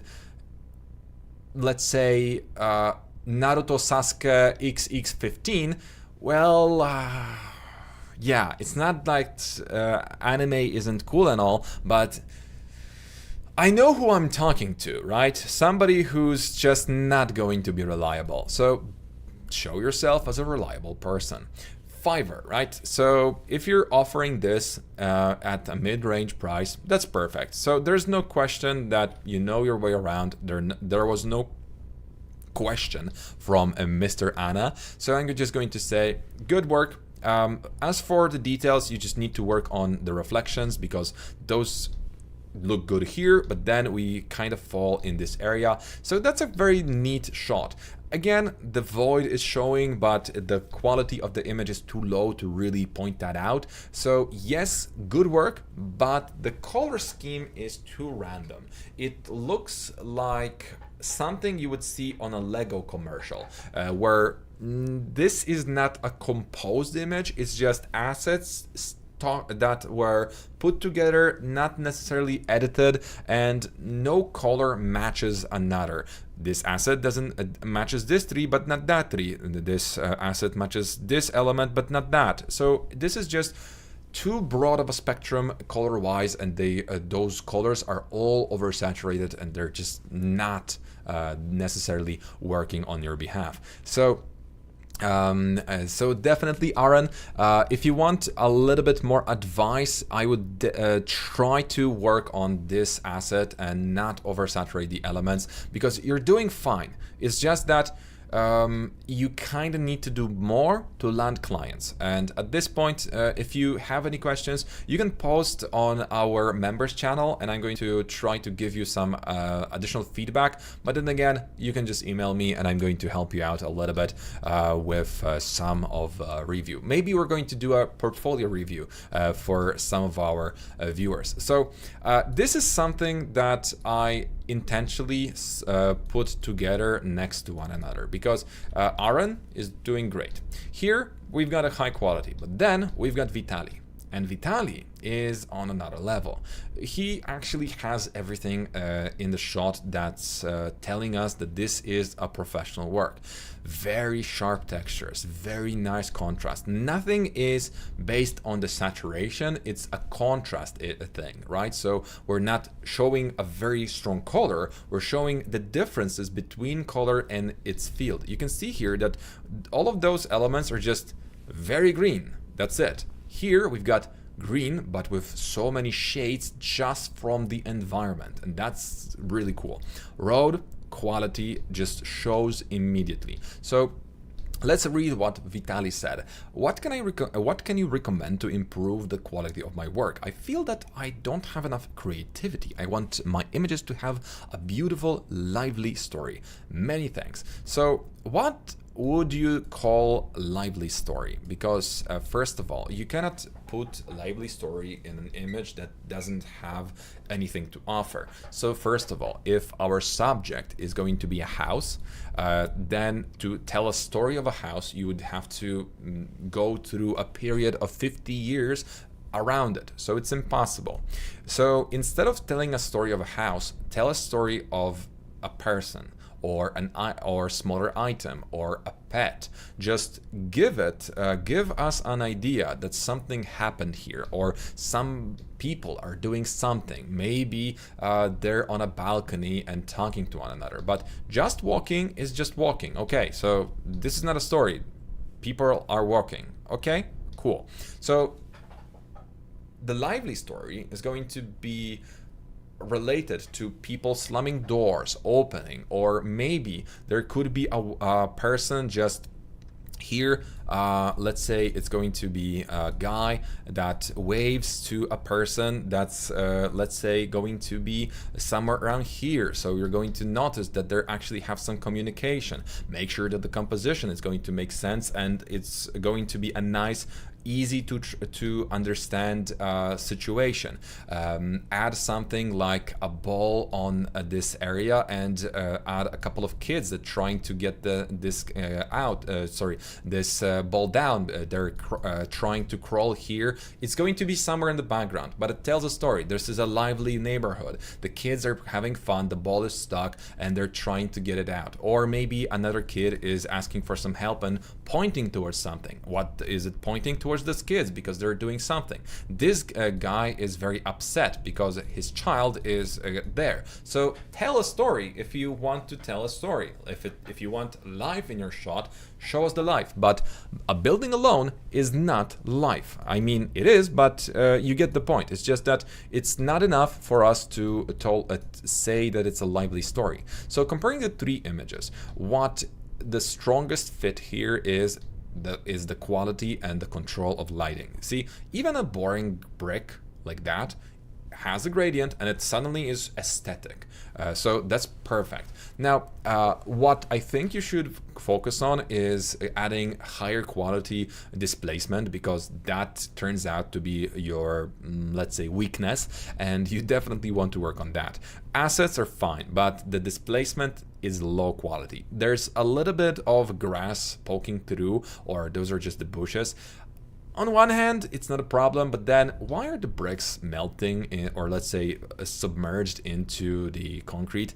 Again, it's just at this point we can point out some details that are just making no sense. Some wear and tear is going to be welcome. A little bit of objects that you would see on the streets. Not everything needs to be perfect. It kind of makes it look as if there's a little bit of moss. So I'm going to treat this not as a mistake, but intentional work. But go for it. Add more. Be more adventurous. Or if you cannot do this for this house because it's your client, damage that. That's going to really help. But super high quality, Vitaly, and I love the color composition. It just feels fresh. It's a good one. So here another very fresh image is by Raul. My experience says you can take many courses if you want, but you will not be good at work until you get a job in a firm. That's why many hesitate to take or buy a course. That's the solution. What's the solution? So honestly, you won't land a job if you don't have the starting point. And I am not even going to suggest that my training is going to be better than experiencing the job field on your own. But soon enough, if you're going to go to any kind of company, you're going to find out that you have lack in not only experience, but a skill set. Because I'm a self-taught person, and getting to a point where I am right now took me 20 years, and it was me experimenting, taking notes, contacting developers. I am sure that most of the people didn't do as much work in terms of understanding what they're doing in terms of 3ds Max, Corona materials than I did, because I just had this feeling that at some point I'm going to be good at art as soon as I just crack the algorithm. I just need to learn more. And no, it's about the experience, and you have to get to the point where you learn a little bit, start working with your clients, and then you find out, hey, I just don't know how to do shingles. There's no sexy shingles in my area. So how do we work on that? Can somebody help me? Is there a forum for that? Maybe somebody knows their job a little bit better than I do. Maybe I can contact them. But you have to have some level of knowledge to know what you're lacking. So please let me know how to choose mood for lighting and 3D people for better visuals. So 3D people are typically going to be okay if that's not a guy that you literally put this guy with one leg up and his butt is up and he's smiling. So you guys know what's going on here, right? That's probably not the human you should be adding. So there's some story being told, probably some pandemic, because no, that's probably some retirement home. But if it's a retirement home, dude, you're too early. Or just great hairline. But regardless, what I'm saying is that, first of all, when creating your mood, be consistent. If we're going for tropical area, go for tropical, but then make sure that we don't add plants that aren't in the biome, or not that aren't very hard to get in that biome. Also, if you're adding humans, make sure that those humans are not going to have their jaws really weirdly displaced. So in that case, I would strongly advise you to, yes, add humans. Just this grandpa is cool. Why? Because he's doing his thing, he's looking at the plants, that's fine. This guy reading a paper, drinking tea, perfect. What is she doing? What's she doing? So that makes no sense. She's like looking at them and just, my subjects are doing fine. That's weird, right? So Berta here is just walking and she's really angry because she can already smell what that dude is doing. So probably that's why she's so upset. But the thing is that at this point, I would like you to, first of all, understand what you're trying to, what you want to say by this image, what product you're selling. So this is a retirement home. This is a chill place, right?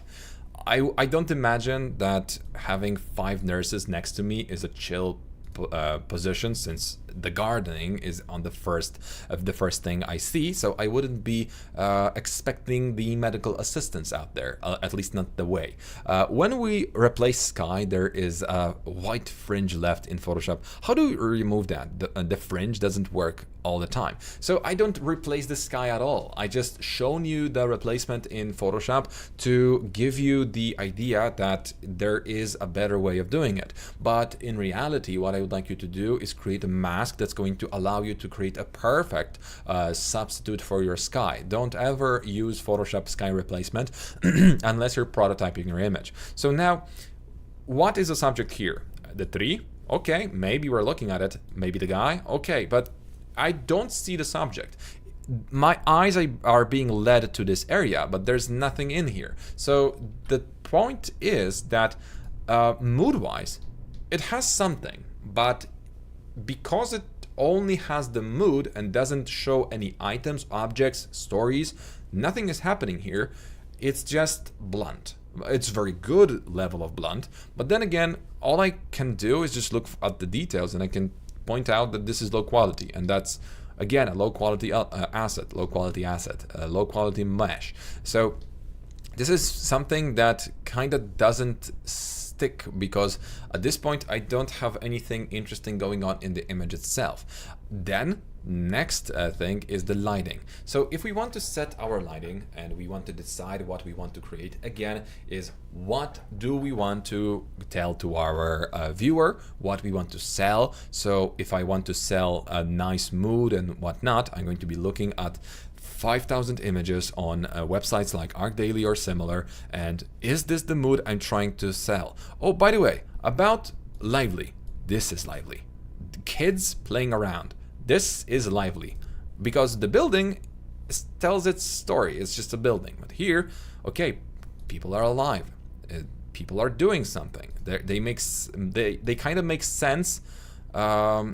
This actually doesn't make sense, but you get the point. It's just that those people are actually enjoying and using the place that they're living at. So this is a very cool. This was a very nice example of liveliness. You actually have something, some interaction with the environment, not just because that's going to be bad. Going back to the greens, look at that. This is not so saturated. We've got so many options in here, right? So we need to make sure that we don't overdo it, because you kind of did. So just focus on that. Now, who's next? Now we're going to talk about Dust Studio. Always there are so many ways to learn. In the past, how did you learn on your own for your own work? Okay, that's I was hoping to get this question. So you see, help, Autodesk 3ds Max help, and back in the days when the 3ds Max was just beginning, you had to install a special library that it was like a couple of gigabytes with tutorials, and I was just going, okay, open up. Yeah, the first thing, release note. Okay, so then getting started, welcome screen, and I went through all of that. I read that, it was boring. Then I went through everything in the help, like everything, and I went to the modifiers, and I went through all of those modifiers in form of text. And then I don't know if there's still that tutorial here, but I really went through all of those tutorials to understand what hierarchy is, how to create different algorithmic tails and whatnot. It was very difficult to learn, because most of the time the help for Autodesk software wasn't really up to date, and what I was reading about how to change the UI, that was really cool. But before I created my first table rendering, and I remember that this was a tutorial somewhere on the internet, it was how to create table in V-Ray, and you had to also it was Mental Ray. So you had to model a table, put a basket on it and some eggs in it, and then you had to figure out the settings for set the settings for Mental Ray. But then the tutorial, I remember, switched to V-Ray for no reason, because the guy or the woman just started talking about something else, never explaining what the V-Ray was. So me not being able to get V-Ray at the time, I was like, okay, so how do I do it? I had to go to the 5 extra tutorials on how to render eggs, but there was no tutorial on how to render eggs, but there was how to build a gun, or how to make an axe, how to create a huge tank that's sci-fi and anime. So before I created my table with the eggs, I actually created a short movie about alien flying in a saucer, just getting closer to the Earth, opening some guns, and getting ready to attack the Earth. I was really young. And then an asteroid struck him, which was also one of the help tutorials on asteroid. So I'm wondering if that's still here. No, it's a different one. So they probably updated it after almost 20 years. But I had to learn how to create an asteroid, how to do the explosion, how to do the particles. The alien went away, the ship scattered, and whatnot. Then we've got some more explosions, and the Earth kept turning. The thing is that all led. I had to go through all of that to get to rendering eggs. So yeah, it was adventure. But that's how I learned. So that's why I have knowledge and opinion on almost any system in 3ds Max, because I had to go through all of it. Just all of it. I am not an expert in all of it. I'm just well, is fairly knowledgeable in some aspects. Okay, so that's Dus Studio. Let's take a load a new background. Thank you. I was hoping that somebody's going to say that. I mean, I really tried my best to make it interesting. So just to let you know what this is our YouTube thingy. I've got some bottles from Chaos that are for the anniversary. By a mistake, Chaos sent me a couple more than they should. So I've got 3 bottles and a cup from Chaos. Also, I've made myself my own small lamp that has this, and whenever I'm going to be doing some streams for Chaos, I'm going to now have a lamp around here. So yeah, also thank you for noticing. I really appreciate that. So let's go ahead and make myself smaller again. So nice of you to say that. So Danex, now Das Studio, what we were talking about. So this image. First thing that stands out is texture repetition. Immediately we can see the same patterns forming. It is randomized, but barely and badly, because the texture does transition from one element to another. Then we've got high repetition on the rest of the tiles, so you have to work on that. Very good quality textures overall, but why? Why do we have so much repetition? If you know that repetition is going to happen and there's nothing that you can do about it, you just must allow it to happen, do yourself a favor and just take this to Photoshop later on and do what I do. Just take this, take any kind of selection and just YOLO it. Don't look, just don't look, wait for it, and let's see if it does something okay. Typically you want to add something to make it make sense, but just give it a go, because okay, that looks awful, that looks awful. Okay, now I'm going to change this to like 50% or more. So now you cannot tell that I've added something extra, I just generated it, but it instantly changes. But then again, we've got so much light in here that it begs for an object. You can clearly see that the whole budget for the assets went here and nothing here. So it kind of is inconsistent. Again, everything here, but kinda we know that there's nothing there because there's no shadow. So not bad. Well, remember when I told you about that fog that Andre from Cyprus should be adding? That's what I meant. This is a really good execution of it, but then again, your sky is so blurry that it kind of looks low quality.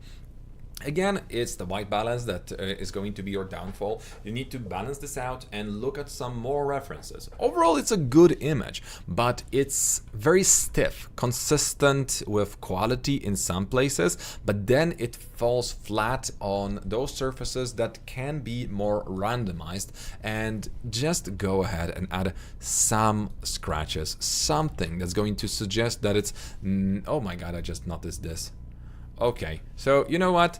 Too much repetition. Just work with more variety for the assets, because that's a big no-no in here. I was thinking that something is just not right, but then that's the thing. I don't know if that's the caustics here, but it looks as if you are using caustics, but you might not be because there's no reflected caustics in here. So yeah, randomization for the textures, randomization for your objects, stronger reflections, because yes, I know this is the easiest thing to do. I am guilty of it, but come on, you really need to add so many curtains in every window, like every window. I know that you don't want to build the whole interior, I get that, but just download a free asset, put a table there and give us a glimpse that there's something in there, so our imagination can feel that there's something, so we can take the context and understand that there is something. But now it's an abandoned house or what? So that would be it, but it's a high quality image. It's still not a very aesthetic one due to the fact that reflections are based on an image, and this image is low quality and wrong resolution, so it shows as if we are looking at a dollhouse, because that image behind us is so big and stretched that it makes the reflection, it reflects an object that's bigger than the house. So in that case it makes this look out of scale. Beautiful background, that's a cool thing, I'll give you that, but the repetition is ugly. So regardless, that's really great work. And oh, by the way, give us a bit more sky. It would look so much better if we would be able to see some sky and tell the context, enjoy the weather. Just look at the Arcadaily, and this is a very nice sky. I love it. Again, not enough, and this is going to be the last image that we're looking at tonight, but I'm also going to visit our recent submissions to see if something is going to come up that I can talk about, because I also need to check if it's family friendly. So Furran, what should I do better? So first of all, focus on the nitty-gritty. If you're adding so much objects in front of us, make sure that it's not going to be as generic. It's good that you have different levels of scatter and different color of scatter. That's fine, but go for it. Add more pebbles. Make sure that the ground is a little bit more damaged. Add more to it. I don't really see this as a road where somebody is walking. It just feels like this patch is different, but why is it working or not? I cannot tell.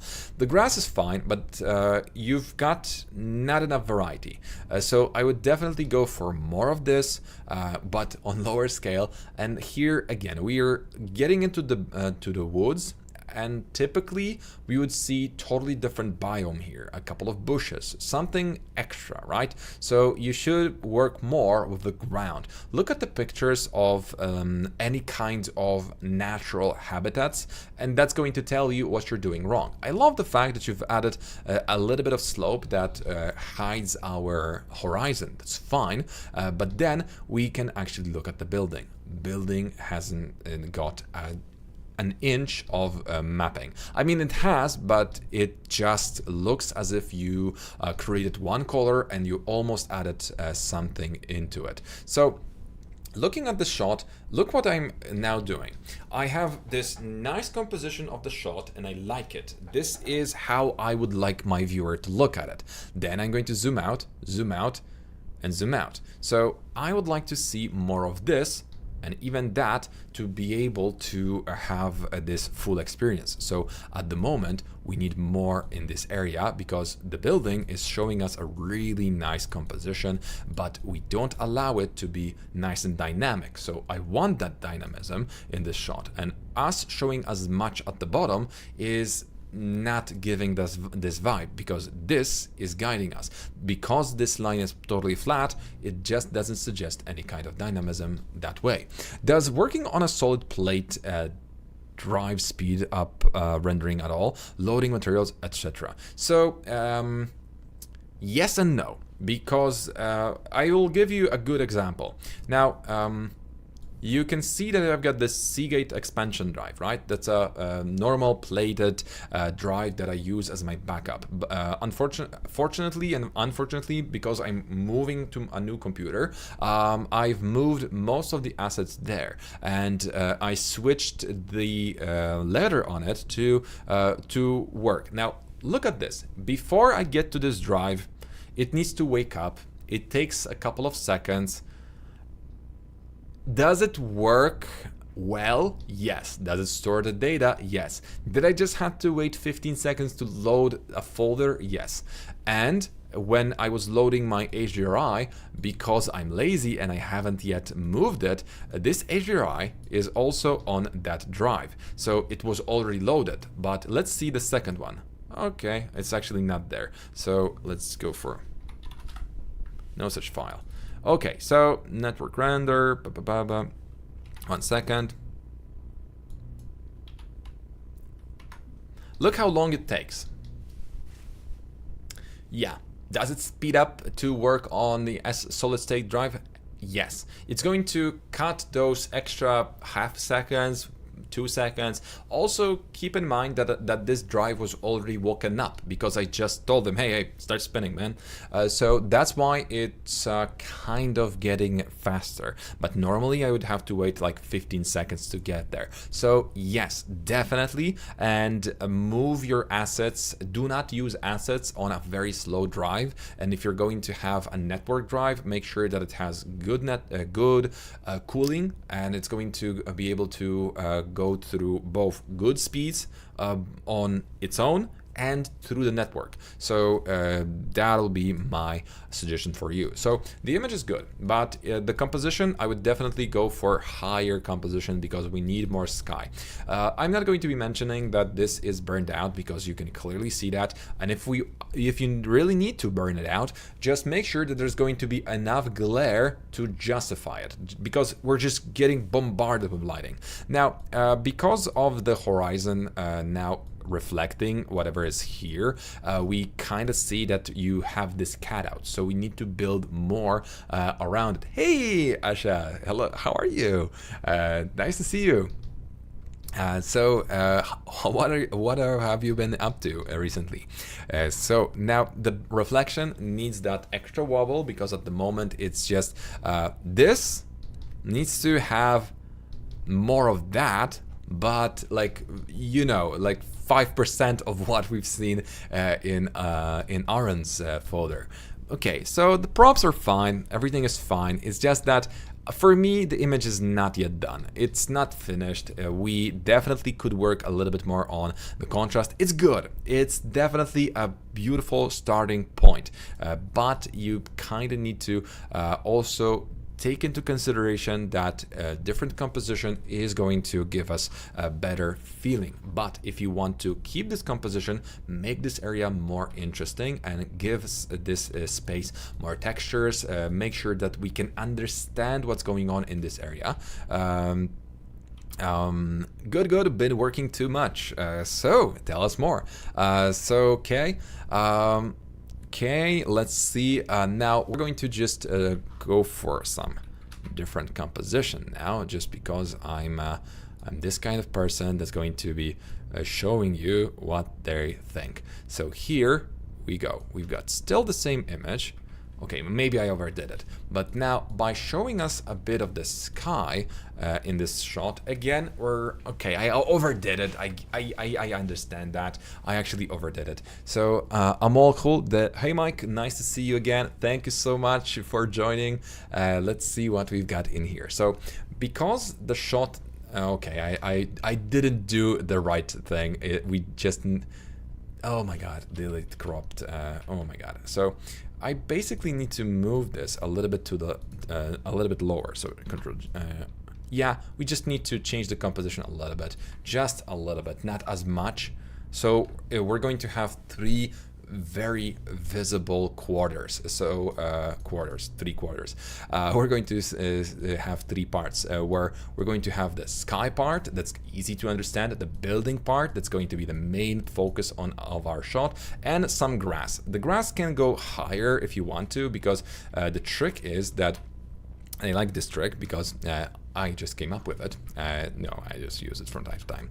So what I do from time to time when dealing with images that I kind of want to have more space in, I just do this. I squish some of my grass or elements that I'm not so sure if I want to lose because I spent some time on it, and that way I'm just going to put that in as a separate element, and I still have the same story with the road, but then I'm going to show more on the sky, so that's going to work as well. So now we're going to jump off the screen while I'm talking, enjoy some images from ArcDaily, and I'm also going to try to make sure that I check out our drive, what was uploaded. So again, I'm not going to promise that I'm going to see your images or show your images right now, because again, it needs to be family friendly, and I also need to go through the right procedure. So let's see what we've got. Okay, first of all, 15 of you added something while this webinar is on. That's not something I'm going to be able to go through. So let's see. Now, 5346. Okay, what do we have here? We've got an image number 1, and that is done by Oscar. So okay, we can show that. So Oscar, first thing first, make sure that the displacement you're using is going to be a little bit higher quality. That's good, but it's not good enough for this quality of an image. Also, the same principle that applies to the windows should be applied to your TV screens.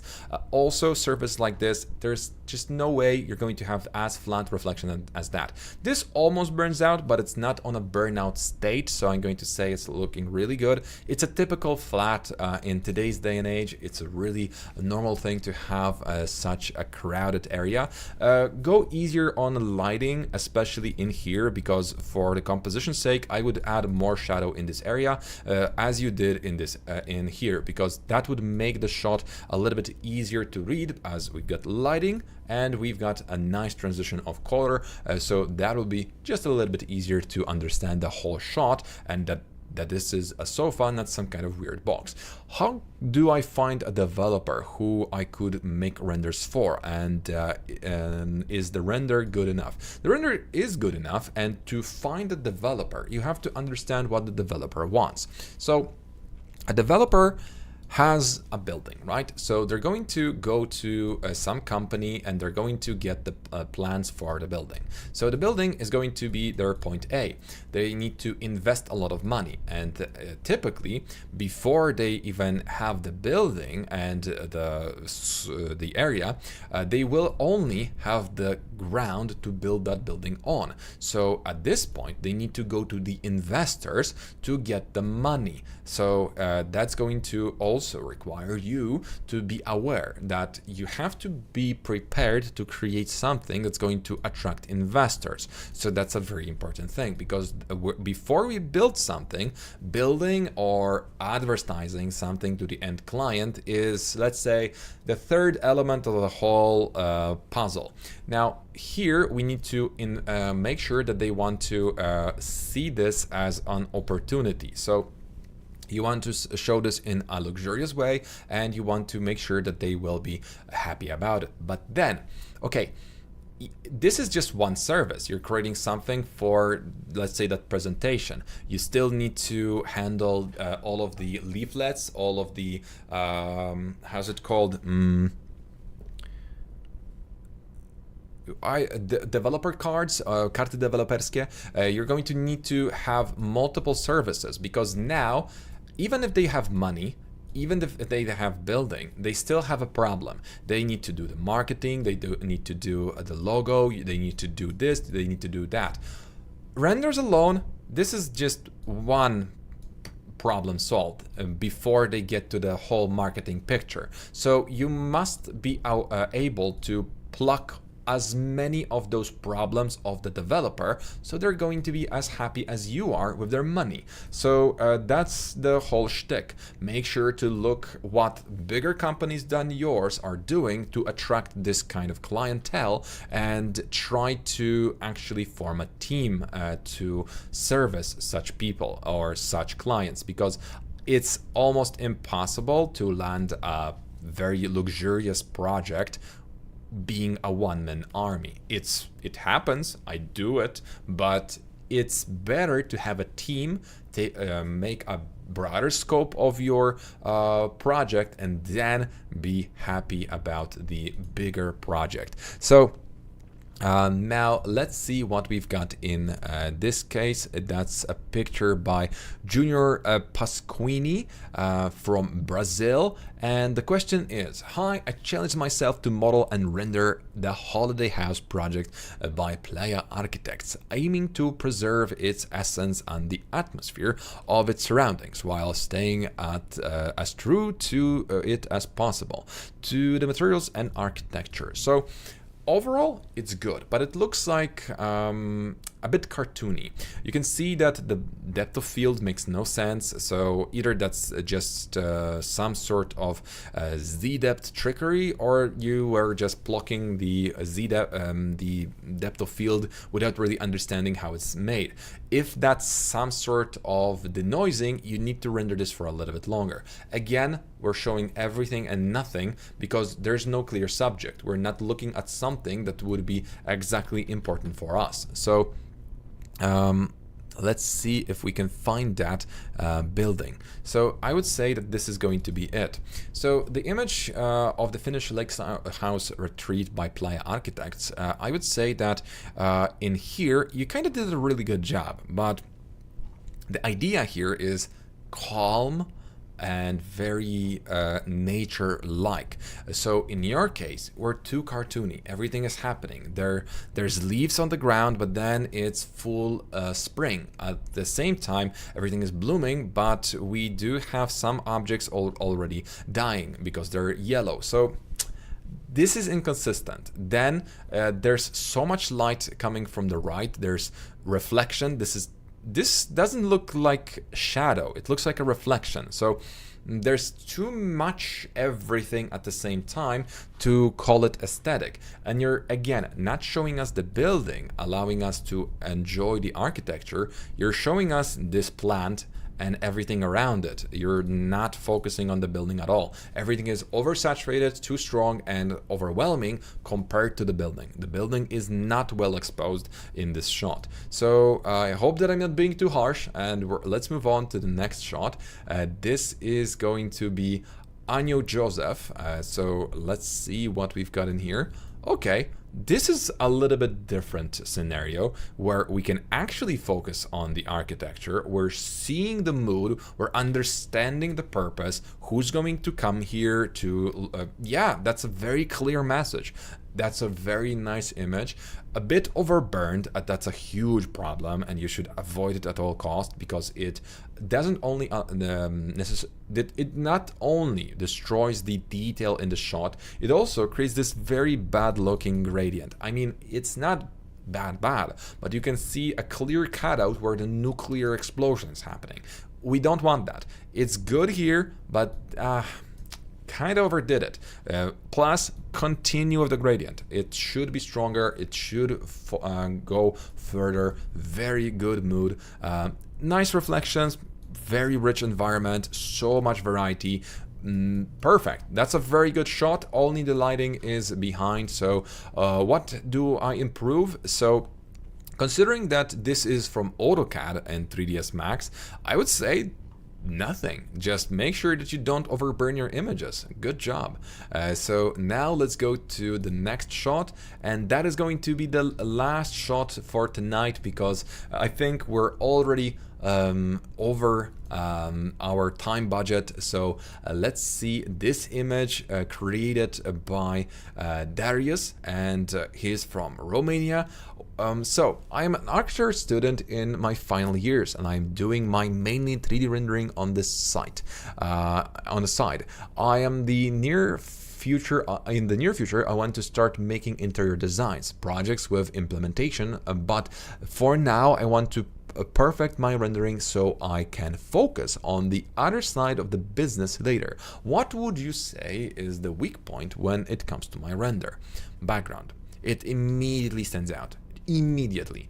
Also, this curtain, its reflection, the ray switch material is definitely unnecessary because at this point we're just doing something really weird and it reflects white. If it's not if it's reflecting white because of the amount of light, that's another issue. Also, the mapping, if we're getting this close, I'm going to point this out. This is not the correct mapping. It's all over the place. So the depth of field should only allow us to see a glimpse of an object and not be out of focus in half an image. Also, your black objects are too black. I see nothing in here. We need to make sure that the gradients are going to be visible. So just make sure that you do something like this, where you do have some gradient on the surface. If the object doesn't allow you that because, well, that's not going to be natural lighting, stop thinking that way, because nobody cares. Nobody is going to thank you for being as realistic as possible, because really it's all about the aesthetics when it comes to your end client. So if we're going to go for aesthetics, it's going to be very simple, very similar to the very beginning of our webinar with Saul, if I recall correctly, where we just needed to add a bit of take away a little bit of contrast and go for the shadows. Once we highlight those, the image becomes a bit more friendlier. Also, your color balance could be better, and then we can top up the exposure and also go for some contrast. Highlights can go down, but higher exposure, and now suddenly we can see that this image is not as grim. It's a happy picture because we just highlighted the surfaces, we shown the elements. And whenever this happens, where you have so many objects next to one another, just force more lights like this, where you have those highlights showing us the end of one object and start of another. Sometimes I go in and I just do something like this with a white brush, a very small one, 1 or 2 pixels, and I just do this.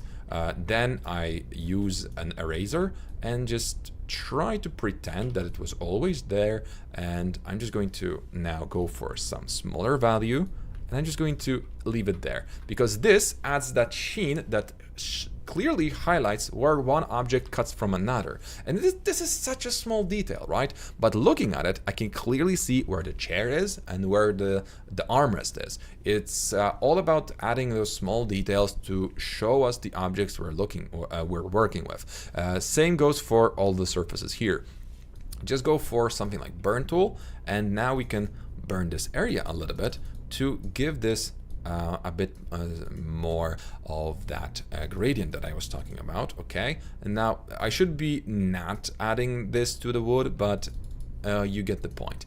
Now midtone, okay, it's also in the shadows, so in the shadows, and we're going to just add those gradients. Once we add those gradients, your image is going to be clear and easy to read, and you want to go for that. You're welcome, Oscar.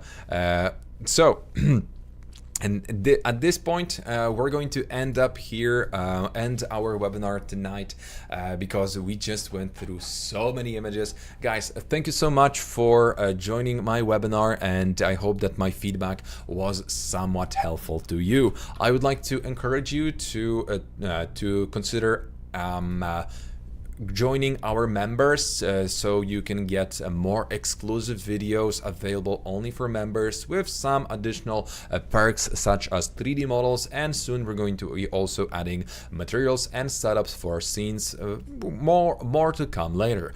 On top of that, in the membership, we're going to have some conversations, we're going to have links, and you're going to be also able to tell me what type of topics you're interested in. So there's a ton of videos waiting for you there, and this guy is going to explain everything to you. That's just me being more fuzzier a couple of years ago. So once again, thank you so much. Hey Anna, so nice to see you. So now we're going to skedaddle, because I guess this lesson was broad enough. I was planning on making this just 1 hour, so for me, guys, if you could subscribe to our channel, consider becoming a member, but most importantly, if you really want to learn how to create 3D renders, make sure to also visit Vizacademy Co. UK, check the available dates, and once you're here, you can apply to become our student. By becoming my student, you're going to be able to get 7 days a week support, 3 webinars per week, and a ton of pre-recorded videos with so many homeworks that you're probably going to regret joining. No, you won't, because you will really enjoy it. Now, this is it, and this is it for today. Thank you so much, and see you next time, where we're going to be talking about this villa rendering, which was made by our amazing student. The name of the student is Femi, and you should also definitely check out his work, because why not? Just like I would encourage you to check out Pamela's, Quentin, and Asha's work in our on our Instagram. So this is it. Thank you so much, and see you next time. Bye bye, guys.